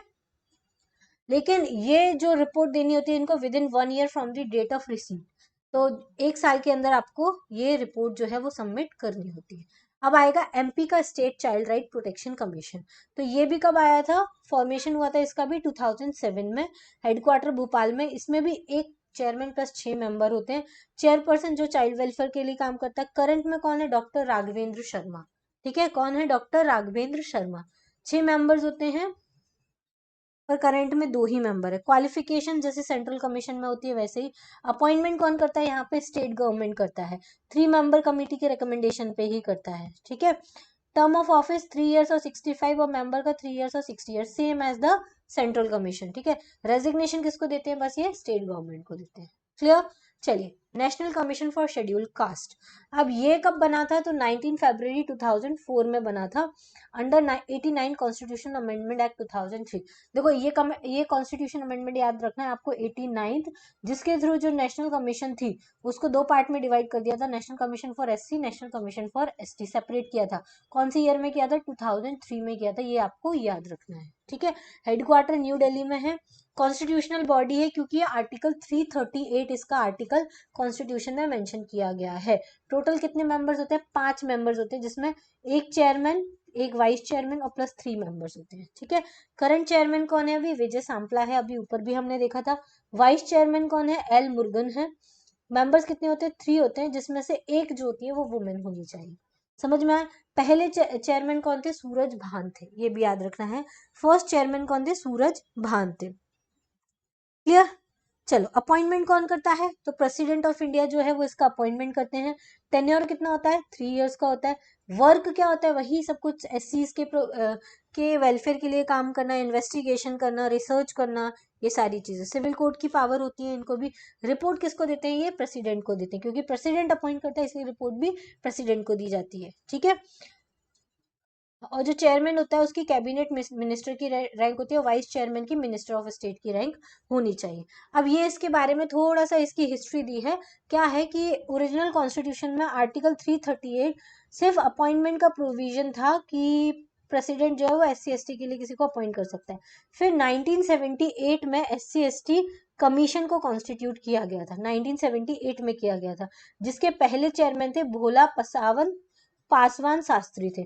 SC ST कमीशन को रिव्यू किया गया था, फिर उसको कॉन्स्टिट्यूशनल स्टेटस दिया गया था। पहले कॉन्स्टिट्यूशनल स्टेटस इसको नहीं था।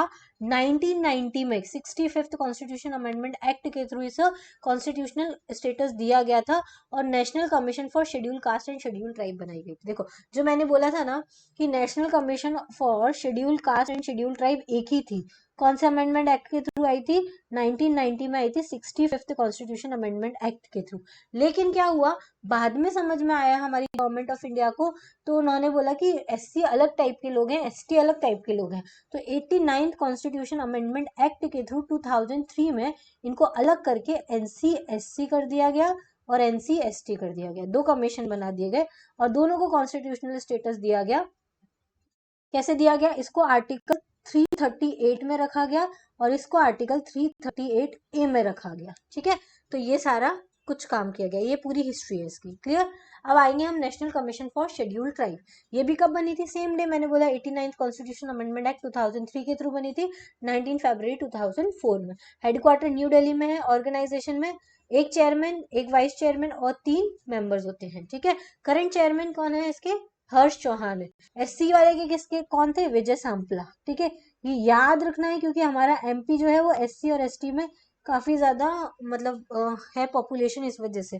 तो और पहले चेयरमैन कौन थे इसके, कुंवर सिंह थे, कुंवर सिंह टेकम जो है, और वो ये मध्य प्रदेश से थे, सीधी मध्य प्रदेश से। क्योंकि देखो हमारे यहाँ ST की पॉपुलेशन बहुत ज्यादा है। ठीक है, पॉपुलेशन भी ज्यादा है इसलिए सीट्स भी हमारे यहाँ ज्यादा है, तो और इसके पहले चेयरमैन भी हमारे MP से ही थे। ठीक है, वाइस चेयरमैन अनुसुईया उइके हैं और 3 मेंबर्स होने चाहिए, उसमें से एक वुमेन होनी चाहिए। आपको तो सिर्फ करंट याद रखना है, हर्ष चौहान थे, पहले थे कुंवर सिंह टेकम। ठीक है, ये आपको याद रखना है। अपॉइंटमेंट कौन करता है, प्रेसिडेंट करते हैं। टेन्योर कितना होता है, 3 साल का होता है। रिपोर्ट किसको सबमिट करता है, प्रेसिडेंट को करता है। वर्क वही होता है, ST से रिलेटेड सारा वर्क होता है। पावर्स क्या होती है, सिविल कोड की पावर होती है, क्रिमिनल कोड की पावर नहीं होती है। क्लियर। चलिए, अब आएगा MP state schedule caste commission, ठीक है। एमपी स्टेट का शेड्यूल कास्ट कमीशन हम लोगों को देखना है। अभी तक हमने नेशनल वाला देखा है। इसका फॉर्मेशन भी 1995 में हुआ था, हेडक्वार्टर भोपाल में है। ऑर्गेनाइजेशन में एक चेयरमैन प्लस 2 नॉन गवर्नमेंटल होते हैं। एक्स ऑफिशियो मेंबर कौन होता है? Commissioner for schedule caste development commission. Current chairman कौन है? वो याद रखना, भूपेंद्र सिंह आर्या है, ठीक है। चलो नेक्स्ट हमारा एमपी स्टेट का शेड्यूल ट्राइब कमीशन। इसमें कौन आएगा? इसका भी फॉर्मेशन सेम डे 1995 में हुआ है, हेडक्वार्टर भोपाल में, 1+2 मेंबर है। नेशनल कमीशन को आपको याद रखना है, 1 चेयरपर्सन, दूसरा vice chairperson plus 3 other members, और ये 3 अदर मेंबर्स में से एक कौन होनी चाहिए? वुमेन होनी चाहिए। क्लियर? ठीक है। Current chairman mister Gajendra Singh Rujkhedi, tenure 3 years का होता है, ठीक है। चलिए अब आया हमारा important national commission for OBC. ये 14 अगस्त 1993 को स्टैब्लिश किया गया था under national backward commission act 1993, ठीक है। इंदिरा साहनी का केस हुआ था 1992 में, जो ओबीसी के ऊपर आया था, और इस वजह से इसको बनाया गया था। लेकिन इसको कॉन्स्टिट्यूशनल स्टेटस नहीं था, सिर्फ एक्ट के थ्रू इसको स्टैट्यूटरी बॉडी बनाया गया था, लेकिन कॉन्स्टिट्यूशनल स्टेटस अभी इसको मिला है 2019 में, ठीक है। चलिए न्यू दिल्ली में इसका हेडक्वार्टर है। इसमें भी सेम, एक चेयरपर्सन, एक वाइस चेयरपर्सन और 3 मेंबर्स होते हैं। पहले चेयरमैन जस्टिस RN प्रसाद थे, करंट चेयरमैन भगवान लाल साहनी है, ठीक है। वाइस चेयरमैन पोस्ट वैकेंट है अभी, 3 मेंबर्स हैं, मेंबर्स के नाम याद करने की जरूरत नहीं है। अपॉइंटमेंट किसने किया था? प्रेसिडेंट ने किया था। टेन्योर कितना है? 3 साल का है, और 2 ही बार इनको अपॉइंट किया जा सकता है। अच्छा, टेन्योर जो NC/SC ST और BC तीनों का ही टेन्योर कितना है? 3 इयर्स का है, ये याद रखना है आपको। क्लियर? और अपॉइंटमेंट कौन करता है? प्रेसिडेंट ऑफ इंडिया करते हैं, ठीक है। अच्छा, इसको कॉन्स्टिट्यूशनल स्टेटस कौन से अमेंडमेंट एक्ट के थ्रू दिया है? 102 अमेंडमेंट एक्ट के थ्रू मिला है कॉन्स्टिट्यूशनल स्टेटस। कौन सा आर्टिकल ऐड किया है? 338B। तो देखो देखो SC ST बैकवर्ड कमीशन, इसका आर्टिकल है 338, इसका आर्टिकल है 338A, इसका आर्टिकल है 338B। तीनों में सेम मेंबर होते हैं, 1+1+3, ठीक है। इनको बनाया गया था 2004 में, इसको बनाया गया 2018 में, ठीक है। ये याद रखना है आपको। सिविल कोर्ट की पावर होती है, वर्क वही होता है। ये भी अपनी रिपोर्ट किसको देते हैं? प्रेसिडेंट को देते हैं। पहला जो कॉन्स्टिट्यूशनल स्टेटस मिलने के बाद जो चेयरमैन है वो डॉक्टर भगवान लाल साहनी है, ठीक है। ये याद रखना है आपको। इतना कुछ इसमें देखो। अच्छा, ये देख लीजिए, कॉन्स्टिट्यूशनल अमेंडमेंट जिसके थ्रू 102 कॉन्स्टिट्यूशनल अमेंडमेंट एक्ट किया गया था, पहले जब ये बिल कौन से नंबर का था ये भी पूछा जा सकता है। 123 नंबर का कॉन्स्टिट्यूशन अमेंडमेंट बिल था, जिसको पार्लियामेंट में पास करके इसको स्टेटस दे दिया गया था 2018 में, ठीक है। फिर इसके बाद 11 अगस्त 2018 में ये अमेंडमेंट एक्ट बन गया था, और इस कमीशन में एक चेयरमैन, एक वाइस चेयरमैन, 3 मेंबर्स होते हैं, और इसको सिविल कोर्ट की पावर है।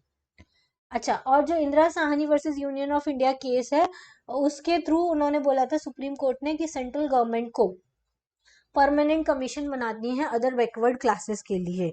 तो national commission for the backward class जो है वो फॉर्म किया गया था, लेकिन अब इसको और ज्यादा पावरफुल बॉडी बना दिया गया है। क्लियर?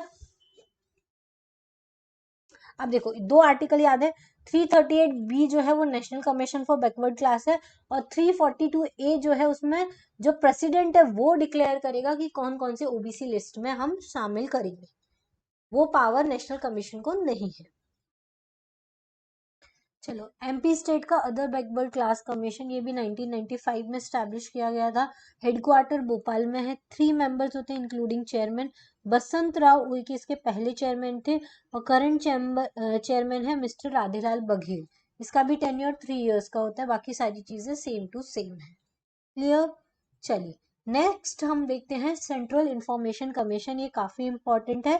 सेंट्रल इंफॉर्मेशन कमीशन जो है वो 2005 के एक एक्ट के थ्रू आया था। 2005 में ये एक्ट पास किया गया था, इसके थ्रू आप इंफॉर्मेशन निकाल सकते हो। अब ये फॉर्मेशन इसका हुआ था 12 अक्टूबर 2005 का बाय द सेंट्रल गवर्नमेंट, ठीक है। सेंट्रल गवर्नमेंट ने किया था। अब ऑर्गेनाइजेशन में कौन है? एक चीफ इंफॉर्मेशन कमिश्नर होता है, ठीक है। पहली वुमेन चीफ इंफॉर्मेशन कमिश्नर थी दीपक संधू, और second women chief information commissioner थी सुषमा सिंह।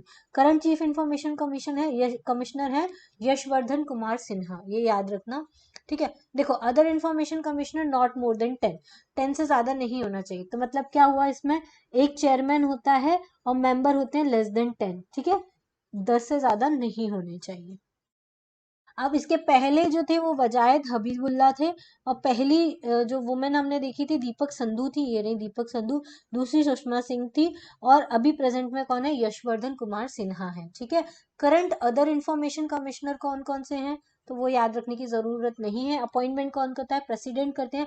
अब ये कॉन्स्टिट्यूशनल बॉडी नहीं है, स्टैट्यूटरी बॉडी है, इसलिए इसको कौन करेगा, एक कमिटी जिसको प्राइम मिनिस्टर हेड करेंगे वो रिकमेंड करेगी प्रेसिडेंट को। तो कमिटी में कौन होगा, प्राइम मिनिस्टर होंगे, सेम लीडर ऑफ अपोजिशन होंगे, और कोई भी मिनिस्टर ऑफ यूनियन कैबिनेट जिसको प्राइम मिनिस्टर नॉमिनेट करेंगे। तो टोटल 3 मेंबर्स होंगे उस कमिटी में।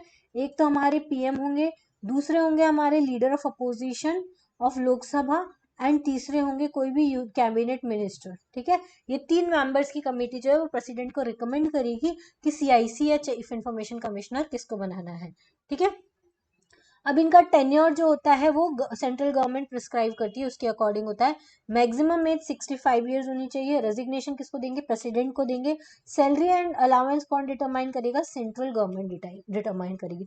इसके पहले हमने देखा था national commission for women and national commission for protection of child right, इन दोनों का सब कुछ सेंट्रल गवर्नमेंट करती थी, अपॉइंटमेंट भी, रेजिग्नेशन भी, सैलरी एंड अलाउंस भी। लेकिन यहाँ जो सेंट्रल इंफॉर्मेशन कमिश्नर है उसका अपॉइंटमेंट और रिमूवल तो प्रेसिडेंट करेगा, बाकी सैलरी एंड अलाउंस कौन डिटरमाइन करेगा, सेंट्रल गवर्नमेंट करेगी, ठीक है। और इसमें प्रेसिडेंट रिमूव कर सकते हैं, क्योंकि जहां प्रेसिडेंट अपॉइंट करते हैं वहां उसका रिमूवल भी वही करते हैं, ठीक है। चलो नेक्स्ट इसका वर्क क्या है, तो वही क्या वर्क है इनका, इन्वेस्टिगेशन करना, ठीक है। फिर अपील करना, decision of public information officer, appellate officer, ठीक है। Arrange the training related to the right to information for the official. Power कौन सी है, सिविल कोड की पावर है, क्रिमिनल कोड की पावर नहीं है, ठीक है। चलिए फिर आएगा हमारा स्टेट इंफॉर्मेशन कमिश्नर। अब ये भी 2005 के एक्ट के थ्रू ही आया था। इस ऑर्गेनाइजेशन में चीफ इंफॉर्मेशन कमिश्नर और एटलीस्ट 10 अदर इंफॉर्मेशन कमिश्नर्स होते हैं। अपॉइंटमेंट कौन करेगा स्टेट लेवल पे, गवर्नर करेंगे, और एक कमेटी के रिकमेंडेशन से करेंगे, जिसके हेड कौन होंगे, चीफ मिनिस्टर और एनी अदर मिनिस्टर और by the chief minister and leader of opposition of the legislative assembly. Same as जैसे कि सेंट्रल इंफॉर्मेशन कमिश्नर में वैसे ही स्टेट इंफॉर्मेशन कमिश्नर में। टेन्योर कितना होगा, जितना सेंट्रल गवर्नमेंट डिसाइड करेगी वो, और या फिर मैक्सिमम 65 ईयर्स। सैलरी कौन डिसाइड करेगा, तो सेंट्रल गवर्नमेंट डिसाइड करेगी। रेजिग्नेशन ये लोग किसको देते हैं, गवर्नर को देते हैं। और रिमूवल कौन करता है इसका, यहाँ पे गवर्नर ही इसको रिमूव करता है, ठीक है। स्टेट इंफॉर्मेशन कमिश्नर में याद रखिएगा प्रेसिडेंट नहीं करता। इसके पहले हमने जितने देखे थे उनमें गवर्नर अपॉइंट करता था, लेकिन रिमूव कौन करता था, प्रेसिडेंट करते थे। लेकिन यहाँ पे कौन रिमूव कर रहा है, गवर्नर ही कर रहे हैं। एमपी के फर्स्ट चीफ इंफॉर्मेशन कमिश्नर कौन थे, टीएन श्रीवास्तव थे, और प्रेजेंट में कौन है, ए के शुक्ला है, ठीक है, अरविंद कुमार शुक्ला है, ठीक है। चलिए important provisions of right to information act, जो आरटीआई एक्ट आया था 2005 जिसके अकॉर्डिंग ये कमीशंस बनाए गए हैं, उसमें क्या है इंपॉर्टेंट, आप कोई भी इंफॉर्मेशन जो है वो कोई भी गवर्नमेंट डिपार्टमेंट से ले सकते हैं within 30 days, and information related to life death is given within the 48 hours.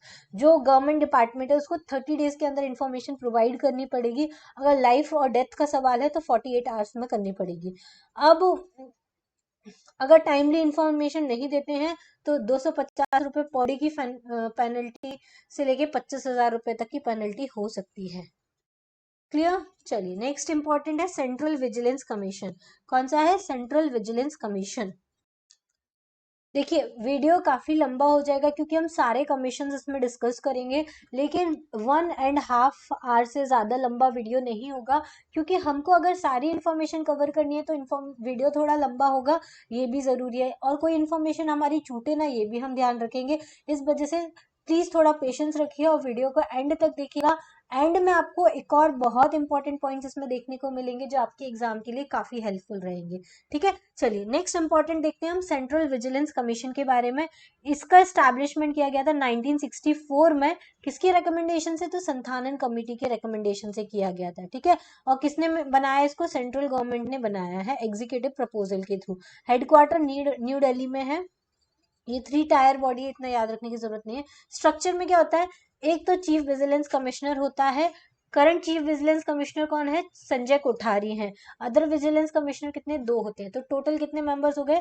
एक चीफ विजिलेंस कमिश्नर और 2 विजिलेंस कमिश्नर होते हैं। ठीक है, चलिए अपॉइंटमेंट कौन करता है? प्रेसिडेंट करता है। सेम कमिटी के रिकमेंडेशन से करेगा। कौन होगा इसका हेड? प्राइम मिनिस्टर होंगे, होम मिनिस्टर होंगे और leader of opposition of Lok Sabha. अब इसका टेन्योर थोड़ा सा अलग है, 4 ईयर्स एंड 65 ईयर्स। ठीक है, अभी तक या तो 3 ईयर्स या 5 ईयर्स होता था, इसका 4 ईयर है। अब देखो ये जो कमिटी आई थी 1964 में आई थी, तो 64 से आप याद रखते हैं 4 ईयर्स और 65 ईयर। रिमूवल प्रोविजन, तो प्रेसिडेंट इनको रिमूव कर सकता है बैंकरप्ट, ऑफिस ऑफ प्रॉफिट या क्रिमिनल कुछ ऑफेंस होता है उसके केसेस में। ठीक है, और इनको प्रोहिबिट किया गया रीअपॉइंट में आफ्टर रिटायरिंग। रिटायर होने के बाद ये इनको रीअपॉइंट नहीं किया जा सकता। सिविल कोर्ट की पावर्स होती है, इन्वेस्टिगेट करेगा ये किस पे? पब्लिक सर्वेंट के ऊपर इन्वेस्टिगेशन कर सकता है अगर वो करप्टली कुछ वर्क कर रहे हैं या कुछ करप्शन का काम आया है, मिसकंडक्ट हुआ है, क्राइम हुआ है, लैक ऑफ ऑनेस्टी है, तो उन सब में इन्वेस्टिगेशन करने का काम करेंगे। पहले जो विजिलेंस कमिश्नर थे वो श्रीनिवास राव या SN राव थे, और अभी प्रेजेंट में कौन है? हमने देखा था अभी संजय कोठारी है। ठीक है, चलिए नेक्स्ट है अब हमारा रिपोर्ट किसको देते हैं? तो ये प्रेसिडेंट को रिपोर्ट सबमिट करते हैं। It does not have the right to investigate matter related to the political corruption. Political corruption के जो मैटर्स है उनमें इन्वेस्टिगेशन नहीं कर सकते हैं। ठीक है, मतलब मिनिस्टर्स के अगेंस्ट में कोई करप्शन के चार्जेस को ये नहीं इन्वेस्टिगेट कर सकते हैं। ठीक है, तो ये किसको इन्वेस्टिगेट करेंगे? IAS IPS IFS ऑफिसर को, सेंट्रल सर्विसेज के ऑफिसर को, RBI ऑफिसर को, GIC LIC जो भी पब्लिक सेक्टर अंडरटेकिंग्स हैं उनके। ठीक है, तो संथानम कमेटी कब बनी थी? 1962 में। रिपोर्ट 1964 में किया था। करप्शन को कंट्रोल करना इनका मेन मेजर था। ठीक है, ऐसे ही एक ऑर्गेनाइजेशन इंटरनेशनल लेवल पे है जो करप्शन देखती है, वो है ट्रांसपेरेंसी इंटरनेशनल। ये 1993 में बनी थी। इसका हेडक्वार्टर बर्लिन में है। इसके प्रेसिडेंट डेलिया फरिया रूबियो। करप्शन परसेप्शन इंडेक्स देती है। अब करप्शन परसेप्शन इंडेक्स 2020 के अकॉर्डिंग इंडिया की पोजीशन 86 थी। ठीक है, और लेटेस्ट सबसे कम करप्ट कंट्रीज कौन सी है? डेनमार्क है, इसका फर्स्ट रैंक है। सबसे ज्यादा करप्ट है साउथ सुडान और सोमालिया। ठीक है, तो ये याद रखना है आपको। नेक्स्ट है हमारा नेशनल ग्रीन ट्रिब्यूनल, काफी इंपॉर्टेंट है। चलिए नेशनल ग्रीन ट्रिब्यूनल में क्या है? ये 2010 के एक्ट के थ्रू बना था। इससे रिलेटेड क्वेश्चन MPPSC में आ चुका है। 18 अक्टूबर 2010 को बना था। इंडिया जो है वो 3rd नंबर की कंट्री है जिसने इस टाइप का ट्रिब्यूनल बनाया जो एनवायरमेंटल प्रोटेक्शन के लिए। इसके पहले ऑस्ट्रेलिया और न्यूजीलैंड में ये था। NGT जो है वो नेशनल एनवायरमेंट ट्रिब्यूनल की तरह काम करता है। हेडक्वार्टर न्यू दिल्ली में। इसकी रीजनल चेयर 4 जगह पर है। कहाँ कहाँ पर है? देखो, एक तो भोपाल में आती है, इस वजह से भी ये काफी इंपॉर्टेंट है। भोपाल में आती है, एक कोलकाता में आती है, एक पुणे में आती है, एक चेन्नई में आती है। ठीक है, ये 4 इसके रीजनल ऑफिस है। ठीक है, ऑब्जेक्टिव क्या है? Speed up disposal of environment related matter. जितने भी एनवायरमेंट रिलेटेड मैटर है उनको जल्दी से जल्दी सॉल्व करने का। इसमें कितने होते हैं? एक चेयरमैन होते हैं और 2 टाइप के मेंबर होते हैं। एक तो जुडिशियल मेंबर्स होते हैं और एक एक्सपर्ट्स मेंबर होते हैं। ये भी कितने होने चाहिए? एटलीस्ट 10 या फिर मैक्सिमम 20। मतलब 10 10 20 प्लस 1 इतने तो मिनिमम होने ही चाहिए, या फिर 40 प्लस 1 भी हो सकते हैं मैक्सिमम। इतने होते हैं। ठीक है, पहले चेयरमैन कौन थे? लोकेश्वर सिंह पंत थे। और करंट चेयरमैन कौन है? आदर्श कुमार गोयल है। ठीक है, ये याद रखना है आपको। क्वालिफिकेशन क्या होता है चेयरमैन का? चेयरमैन या जज होना चाहिए सुप्रीम कोर्ट का या chief justice of high court होना चाहिए। जुडिशियल मेंबर में जज of supreme court, chief justice of high court या जज ऑफ हाई कोर्ट होना चाहिए। एक्सपर्ट मेंबर्स में या तो वो फिजिक्स और जूलॉजी के एक्सपर्ट होना चाहिए, MSc से रिलेटेड हो, या 15 ईयर्स एडमिनिस्ट्रेटिव एक्सपीरियंस हो, या सेंट्रल और स्टेट गवर्नमेंट में। अपॉइंटमेंट कौन करता है? तो सेंट्रल गवर्नमेंट इनको अपॉइंट करती है। चेयरमैन जो है वो किसके अपॉइंट किया जाता है? सेंट्रल गवर्नमेंट के थ्रू। किसकी एडवाइस पे? Chief justice of supreme court में। और जुडिशियल और एक्सपर्ट मेंबर्स जो है वो अपॉइंट किए जाते हैं सिलेक्शन कमेटी के थ्रू। ठीक है, अब रिमूवल प्रोविजन क्या होते हैं? सेंट्रल गवर्नमेंट इनको रिमूव कर सकती है। क्लियर, बैंक्रप्सी और वो सारे केसेस में। Removal of expert members remove by the central government, same central government he remove करती है। रीअपॉइंट नहीं किया जा सकता। टेन्योर कितना होता है, सबका 5 साल होता है, जितने भी चेयरमैन और मेंबर्स होते हैं सबका 5 साल होता है। क्लियर, चलिए मैक्सिमम एज कितनी होनी चाहिए, तो देखो जो चेयरमैन होते हैं सुप्रीम कोर्ट का जज है तो 70 ईयर्स होनी चाहिए, chief justice of high court है तो 67 ईयर्स होनी चाहिए। जुडिशियल मेंबर में सुप्रीम कोर्ट के जज है तो 70 years, chief justice of high court है 67 ईयर, जज ऑफ हाई कोर्ट है तो 67 ईयर। ठीक है, जो एक्सपर्ट मेंबर्स होते हैं उसकी मैक्सिमम एज 65 ईयर्स होती है। रेजिग्नेशन किसको देते हैं, सेंट्रल गवर्नमेंट को देते हैं। सैलरी और अलायंस सेंट्रल गवर्नमेंट डिसाइड करती है, same national commission for women की तरह। क्लियर, सिविल कोर्ट की पावर है इसको। ट्रिब्यूनल जो है वो कोई भी कोड ऑफ सिविल प्रोसीजर से बाउंडेड नहीं है, ये नेचुरल प्रिंसिपल ऑफ जस्टिस पे काम करता है। ठीक है, ये क्या क्या क्या देखता है, वाटर पोल्यूशन के, forest protection, air pollution, environment protection, biodiversity, ये सब इनको देखता है। क्लियर, दो एक्ट है जिस they do not have the right to hear the cases related to them. दो ऐसे एक्ट है जिसके अंडर जिसके केसेस को ये नहीं सुन सकता। एक तो है वाइल्ड लाइफ प्रोटेक्शन एक्ट 1972 और एक है scheduled tribes and other traditional residents act 2007।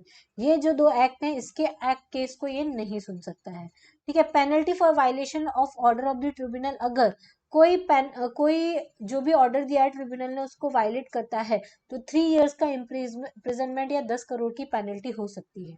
Clear, appeal to the supreme court, अब क्या होगा, अपील अगेंस्ट द डिसीजन, जो भी नेशनल ग्रीन ट्रिब्यूनल ने डिसीजन किया है उसके अगेंस्ट आपको अगर सुप्रीम कोर्ट ने अपील करनी है तो विद इन 90 डेज करना पड़ेगा, इसके बाद आप अपील नहीं कर सकते हो। क्लियर, चलिए नेक्स्ट इंपॉर्टेंट कमीशन है फूड प्रिजर्वेशन कमीशन, इसको हम नेशनल फूड सिक्योरिटी एक्ट 2013 भी बोलते हैं। ये क्या कब आया था, पार्लियामेंट का एक्ट आया था 2013 जिसके अकॉर्डिंग फूड प्रिजर्वेशन कमीशन बनाया गया था। और ये जो है वो किस लिए बनाया गया था, न्यूट्रिशनल लेवल को इंक्रीज करने के लिए सिटीजन्स के। और ये किसमें मेंशन है, डीपीएसपी के आर्टिकल 47 में मेंशन है। ठीक है, आर्टिकल 47 से रिलेटेड है, ये याद करना है। और सेंट्रल गवर्नमेंट ने इसको पब्लिश किया है। मेन ऑब्जेक्टिव इसका क्या है, सब्सिडाइज्ड गुड क्वालिटी फूड देना अफोर्डेबल प्राइस पे पॉपुलेशन को, जिससे पॉवर्टी कंडीशन में जो लोग रहते हैं उनकी फूड और न्यूट्रिशनल सिक्योरिटी का ध्यान रखा जाए। ठीक है, अब ये क्या करता है, फूड ग्रेन्स प्रोवाइड करता है सब्सिडाइज रेट पर up to 75% in rural areas and 50% in the urban areas. ठीक है, ये वही food grains 5 kg per month eligible person को देता है, कंसेशनल रेट पर rice, wheat and coarse grain देता है।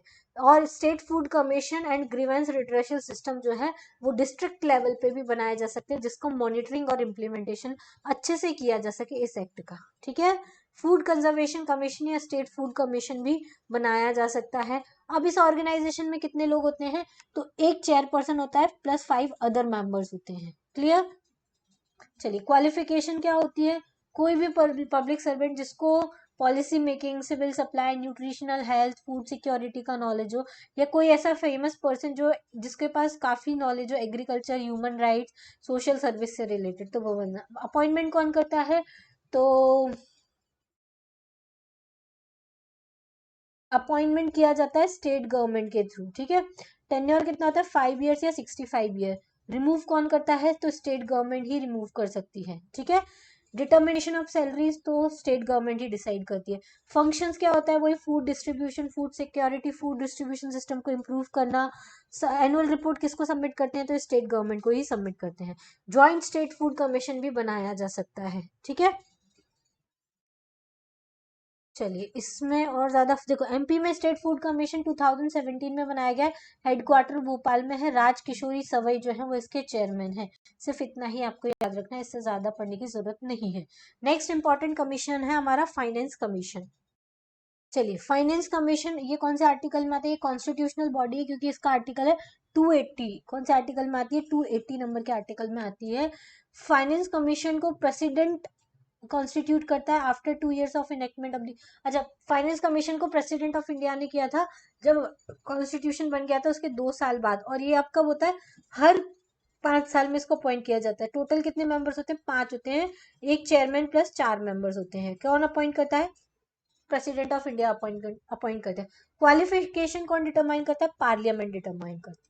ठीक है, इनका क्या फंक्शन होता है, सजेशन देना कि कैसे टैक्सेस की शेयरिंग करनी है सेंटर और स्टेट के बीच में। ठीक है, सजेशन देते हैं कितनी grants consolidated fund of the centre से लेनी चाहिए आर्टिकल 275 के अकॉर्डिंग, और resource enhancement consolidated fund of the state, इन सबके फंड के बारे में कैसे लोकल बॉडीज को अपॉइंट करना है वो सब देखता है। ठीक है, ये कंसल्टेटिव बॉडी है। देखो ये सिर्फ कंसल्ट, फाइनेंस कमीशन क्या होती है, अपनी एडवाइस दे सकता है, सेंट्रल गवर्नमेंट के ऊपर है कि वो इसकी अब एडवाइस माने या ना माने। ठीक है, पर इसके लिए बाध्य नहीं है, मतलब वो जरूरी नहीं है कि जो भी इसने एडवाइस दी उसको एक्सेप्ट करे। फर्स्ट चेयरमैन कौन थे, केसी नियोगी थे, और अभी जो 15th फाइनेंस कमीशन चल रही है उसके एनके सिंह है। इसके पहले 14 चल रही थी, उसके वाई बी रेड्डी थे, ये आपको याद रखना है। देखो फर्स्ट फाइनेंस कमीशन केसी नियोगी, 14th वाले वाई बी रेड्डी। ठीक है, 14th फाइनेंस कमीशन ने रिकमेंड किया था कि 42% फंडिंग जो है वो स्टेट के साथ शेयर की जानी चाहिए। 15th फाइनेंस कमीशन अभी एनके सिंह जो आए हैं, वन मैम, ये तो याद रखने की जरूरत नहीं है। चलिए अब आएगा हमारा state finance commission. State finance commission panchayat के लिए आर्टिकल 243 आई, ये याद रखना है। अर्बन बॉडीज के लिए 243 वाई, ये याद रखना है। ठीक है, चलो इसमें भी 5 मेंबर्स होते हैं, 1 चेयरमैन प्लस 4 अदर मेंबर्स। ठीक है, इनको कौन अपॉइंट करता है, तो गवर्नर अपॉइंट करता है, और स्टेट लेजिस्लेचर जो है इनकी क्वालिफिकेशन को डिटरमाइन करता है। ये भी टैक्सेस से रिलेटेड इन्फॉर्म रिकमेंडेशंस देते हैं स्टेट गवर्नमेंट को। ठीक है, कैसे टैक्सेस को पंचायत और अर्बन बॉडीज को देना है। फॉर्मेशन कब हुआ था इसका, जुलाई 1994 को हुआ था, MP state finance commission act के थ्रू। पहले एमपी के स्टेट फाइनेंस कमीशन के चेयरमैन थे सबई सिंह सिसोदिया। अभी प्रेजेंट में कौन है, हिम्मत कोठारी, ये भी आपको याद रखना है। ठीक है, अब एमपी की स्टेट माइनॉरिटी कमीशन, तो इसके करंट चेयरमैन सिर्फ आप देख लीजिए, नियाज मोहम्मद खान, इतना इंपॉर्टेंट नहीं है ये। फिर एक और इम्पोर्टेंट जो इंस्टीट्यूशन है वो है लोकपाल एंड लोकायुक्ता के बारे में। लोकपाल सेंटर लेवल पे होते हैं, लोकायुक्ता जो है वो स्टेट लेवल पे होते हैं। इसको ओम्बड्समैन भी बोलते हैं, स्वीडन में, नॉर्वे में, डेनमार्क में। सबसे पहले ये जो स्कीम आई थी वो स्वीडन में आई थी 1809 में। इंडिया में इसको लोकपाल बोलते हैं सेंट्रल लेवल पे, और लोकायुक्त बोलते हैं स्टेट लेवल पे। ठीक है, अब इनकी रिकमेंडेशन किसने दी थी, तो फर्स्ट एडमिनिस्ट्रेटिव रिफॉर्म्स कमीशन जो आया था 1968 में, उन्होंने दी थी।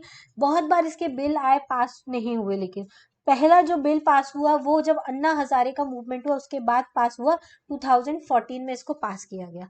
फर्स्ट एंड करंट प्रेसिडेंट जो है लोकपाल, करंट लोकपाल जो है वो है पिनाकी चंद्र घोष, इनको हम क्या बोलते हैं, पीसी घोष भी बोलते हैं। क्या बोलते हैं, पीसी घोष भी इनको बोला जाता है। ऑर्गेनाइजेशन में कितने मेंबर्स होते हैं, एक चेयरपर्सन प्लस 8 अदर मेंबर्स, तो टोटल 9 मेंबर्स होते हैं। चेयरमैन कौन हो सकता है, कोई भी चीफ जस्टिस या रिटायर्ड जज ऑफ द सुप्रीम कोर्ट और सीनियर ज्यूरिस्ट हो सकते हैं। ठीक है, मेंबर्स कौन होते हैं, 4 जुडिशियल 4 नॉन जुडिशियल होते हैं, और इसमें से SC ST OBC, non judicial जो होते हैं उसमें से SC ST OBC माइनॉरिटी और वुमेन में से होना चाहिए।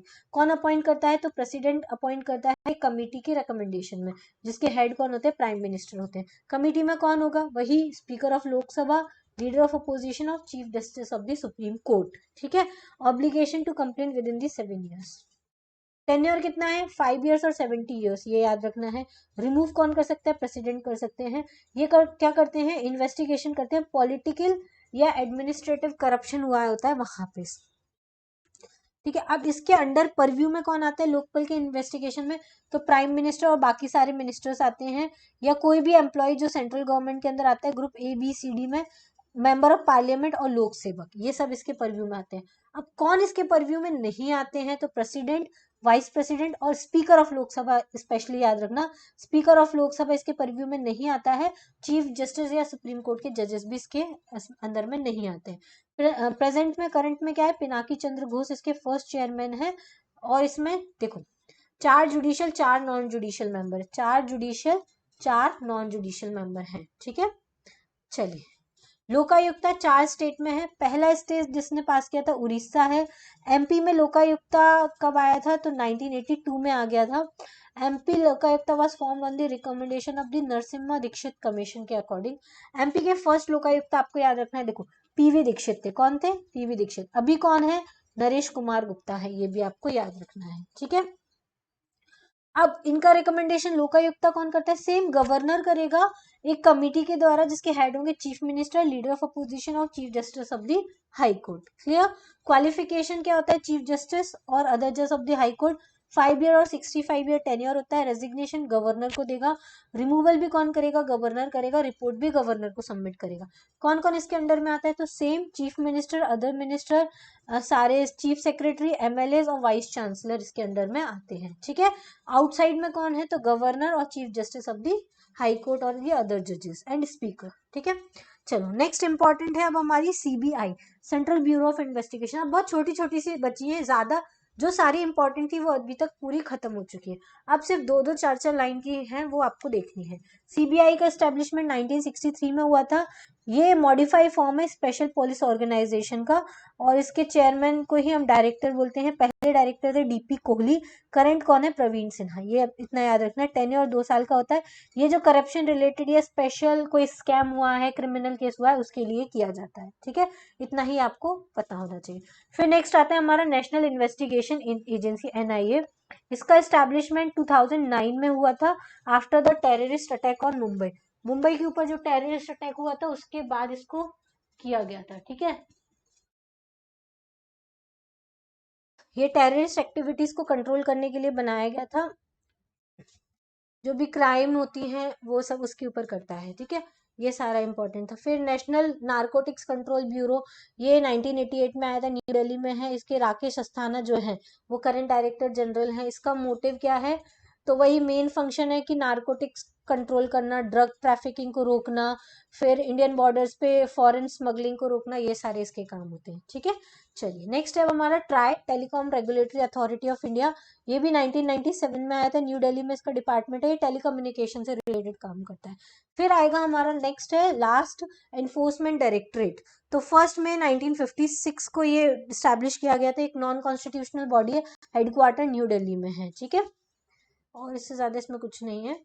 फिर अच्छा सेबी और है, security and exchange board of India. ये 1988 में आया था। स्टैट्यूटरी स्टेटस इसको 1992 में दिया गया था। इसके बाद इसके जो प्रेसिडेंट हैं वो अभी कौन है? अजय त्यागी। ये आपको याद रखना है। फंक्शन क्या करता है? ट्रेडिंग, स्टॉक मार्केटिंग, इन सबसे रिलेटेड इसके फंक्शंस हैं। ठीक है? चलिए एक और लास्ट बचा है, insurance regulatory and development authority of India. इसका हेडक्वार्टर हैदराबाद में है और सुभाष चंद्र कुंटिया ये इसके प्रेजेंट चेयरमैन है। ऑब्जेक्ट क्या है? इंश्योरेंस पॉलिसी होल्डर्स को देखना, रेगुलेशन करना, insurance industry and work on related contingent matter पर देखना। ठीक है? तो ये अब हमारा हो गया, पूरी की पूरे कमीशंस कंप्लीट हो गए हैं। इसके अलावा आपके पास अगर आपने इस वीडियो को देख लिया तो आप पे यूनिट 10 के जितने क्वेश्चंस हैं वो आप सारे सॉल्व कर लोगे। इसके बाद मैं एक वीडियो लाऊंगी जिसमें आप सिर्फ रिवीजन वाला वीडियो है, उसमें हम जल्दी से फटाफट रिवीजन कर लेंगे किसका, क्योंकि देखो क्या होता है, ये तो हमने डिटेल में पढ़ लिया। इसके बाद बच्चों को कंफ्यूजन होता है कि कौन प्रेसिडेंट करेगा, कौन गवर्नर करेगा, कितने मेंबर्स किस बॉडी में होते हैं।